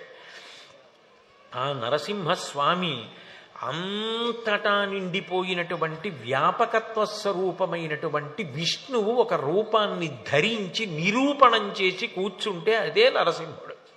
అందుకే నరసింహ దర్శనం అంత గొప్ప దర్శనం ఎందుకు అవుతుందంటే, అంతటా నిండిపోయినటువంటి విష్ణువుని జ్ఞానచక్షువు చేత తప్ప చూడలేరు. కానీ మాంసచక్షువు చేత చూడడానికి వీలుగా ఆయనే భక్తుడి మాట నిలబెట్టడానికి రూపం పొంది వచ్చాడు. అటు బ్రహ్మగారి మాట, ఇటు ప్రహ్లాదుడి మాట నిలబెట్టడానికి వచ్చినటువంటి అవతారం నరసింహావతారం. అటువంటి నరసింహావతారాన్ని చాలా చాలా గొప్ప అవతారాలలో ప్రథమావతారంగా భావిస్తారు. అందుకే కృతేతు నరసింహో భూః త్రేతాయాం రఘునందన ద్వాపరే వాసుదేవశ్చ కలౌ శ్రీవేంకటనాయక. కృతయుగంలో నరసింహస్వామి, త్రేతాయుగంలో రామచంద్రమూర్తి, ద్వాపరయుగంలో శ్రీకృష్ణ పరమాత్మ, కలియుగంలో వెంకటేశ్వరుడు. ఎన్నో అవతారములున్న వేదోద్ధారణ మందరాభరణ పృథ్వీధర్మ నిర్మాణ ప్రహ్లాదత్రాణ బలిప్రతారణ నృపాహంకార నిర్వాపణ వైదేహీరమణ ధనంజయ జయ వ్యాపార పారీణ క్షోణీ దివ్యత్కరుణ తమోహరణ తండ్రి వెంకటేశ ప్రభో అంటారు. అన్ని అవతారములలో సర్వోత్కృష్టమైనటువంటి అవతారం నరసింహావతారం. అందున ఇటువంటి అంతర్వేది యజ్ఞభూమి యందు వెలిసినటువంటి స్వామి, సముద్ర తీరంలో వెలిసిన స్వామి, ప్రతిరోజు సుదర్శన హోమం జరిగేటటువంటి గొప్ప క్షేత్రం. హోమం జరిగి అన్ని స్వాహాకారాలతో హవిస్సు వెడుతోంది అంటే స్వామి ఎంతో ప్రీతిపాత్రుడవుతాడు. అంత గొప్ప సుదర్శన హోమం జరుగుతోంది. అన్నిటిని మించి పద్మాసనం వేసుకుని కూర్చొని ఉన్నట్ట. ఇప్పుడు నాకు అక్కడ ఉన్నటువంటి అర్చక స్వాములు ప్రేమతో చూపిస్తుంటే చూశాను. పద్మాసనం వేసుకుని పరమశాంతమూర్తి కూర్చొని ఊర్ధ్వబాహువుల యందు శంఖచక్రములు పట్టుకొని తానే విష్ణు స్వరూపమని నిరూపిస్తూ మీ అందరినీ నేను కాపాడతానని అభయహస్తం చూపిస్తున్నాడు. అభయహస్తం చూపించాడంటే గుర్తేమిటంటే, వేళ్ల చివర్లు ఎటువైపుకున్నాయో అటువైపుకి చూపించినట్టు. నేను మైక్ అంటే ఇలా చూపించాను అనుకోండి, వేలు చివర్లు దీన్ని చూపిస్తాయి. పైకి చూపిస్తున్నాయంటే నేను ఇక్కడి కోరికలు కాదు, నేను మోక్షము వరకు ఇవ్వగలను అని చెప్పడానికి, సంసార సాగరమును తరణము చేయిస్తాను అని. అంత గొప్ప నరసింహక్షేత్రం, ఇంత గొప్ప అంతర్వేది. ఇటువంటి క్షేత్రంలో రోజు నరసింహస్వామి దర్శనం చేసుకునేటటువంటి మీ అందరూ కూడా పరమ అదృష్టవంతులు. ఇవాళ మాఘమాసం కృష్ణపక్షం, విశేషించి తృతీయ తిథి చాలా గొప్పది. 3వ తిథి అయినటువంటి తదియ ప్రకాశిస్తుండగా ఇవాల్టి రోజున ఇక్కడికి రావడం, అందున బుధవారం నాడు ఇక్కడ స్వామికి విశేషంగా ప్రదక్షిణాలు చేస్తారట. ప్రదక్షిణం అన్న మాటకు అర్థం ఏమిటంటే, నేను ఇలా వెళ్ళాను అనుకోండి, ఈ మైకు నాకు ఎడం పక్కన ఉంటుంది. నేను ఇలా తిరిగి వచ్చాను అనుకోండి, మైకు నాకు కుడి పక్కన ఉంటుంది. నేను ఇది చాలా చాలా గొప్పది, ఇది నన్ను అనుగ్రహించాలని కోరుకున్నాను అనుకోండి, నాకు కుడి పక్కనే ఉంచాలి. చాలా చెప్పడం కన్నా, చాలాసార్లు నామం చెప్పడం కన్నా, చాలా పూజ చేయడం కన్నా చాలా తేలిక మార్గం ఏమిటంటే, స్వామి నువ్వు నన్ను అనుగ్రహించు అని చెప్పాలి. అంటే దక్షిణం అంటే కుడి, ప్రదక్షిణం అంటే ఎడమ వైపుకి రాకుండా కుడివైపే ఉండేటట్టు చూసుకోవడం. నేను ఇక్కడ మొదలుపెట్టి ఈ మైకు చుట్టూ ఇలా తిరిగాను అనుకోండి, ఈ మైకు నా కుడివైపే ఉంటుంది తప్ప ఎడం వైపుకి రాదు. దక్షిణం అంటే కుడి, ప్రదక్షిణం అంటే ఎప్పుడూ కుడివైపుకు ఉండేటట్టుగా గుండ్రంగా తిరగడం. ఇక్కడ బుధవారం నాడు ప్రత్యేకంగా ప్రదక్షిణాలు ప్రవేశపెట్టారు అని ఇందాక నేను వస్తున్నప్పుడు చదివాను. కాబట్టి ఏ రకంగా చూసినా ఇంత గొప్ప క్షేత్రం. నా అదృష్టం ఏమిటంటే నేను కూడా ప్రదక్షిణ పురస్సరంగానే లోపలికి వెళ్ళాను. వెళ్ళి స్వామి దర్శనం చేసుకున్నాను. ఎంతో ఆనందాన్ని మూటకట్టుకున్నాను. స్వామి యొక్క అనుగ్రహం ఎటువంటిదో కూడా ప్రయాణంలో రుచి చూశాను. ఆయన అనుగ్రహాన్ని పొంది రక్షింపబడ్డాను. విశేషించి ఇవాళ ఆయన పాదముల మీద 4 వాక్సుమములు సమర్పించేటటువంటి భాగ్యం కలిగినందుకు మీరు ఇంతమంది ఎటు చూసినా మీ అందరూ భక్తజనమే. అంతమంది పాపం అలా నిలబడి ఉన్నారు, కూర్చున్నారు, కదలకుండా అంత భక్తి ప్రపత్తులతో విన్నారంటే మీ అందరూ ఎంతటి భాగవతోత్తములో.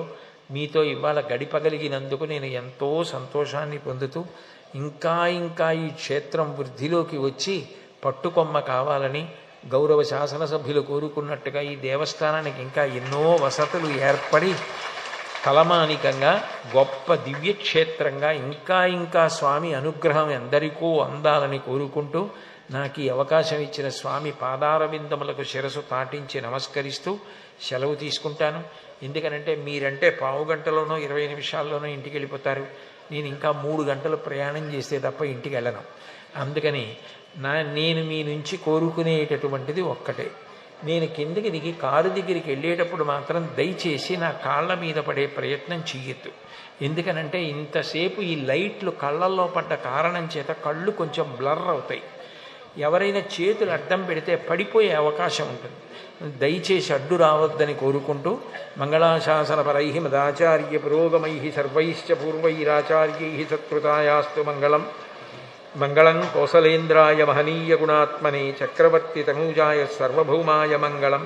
ఉమాకాంతాయ కాంతాయ కామితార్థప్రదాయినే శ్రీగిరీశాయ దేవాయ మలినాథాయ మంగళం. సర్వం శ్రీ ఉమామహేశ్వర పరబ్రహ్మార్పణమస్తు. స్వస్తి. బ్రహ్మశ్రీ చాగంటి కోటేశ్వరరావు గారికి మా దేవస్థానం తరపున కృతజ్ఞతలు తెలియజేస్తూ ఉన్నాం.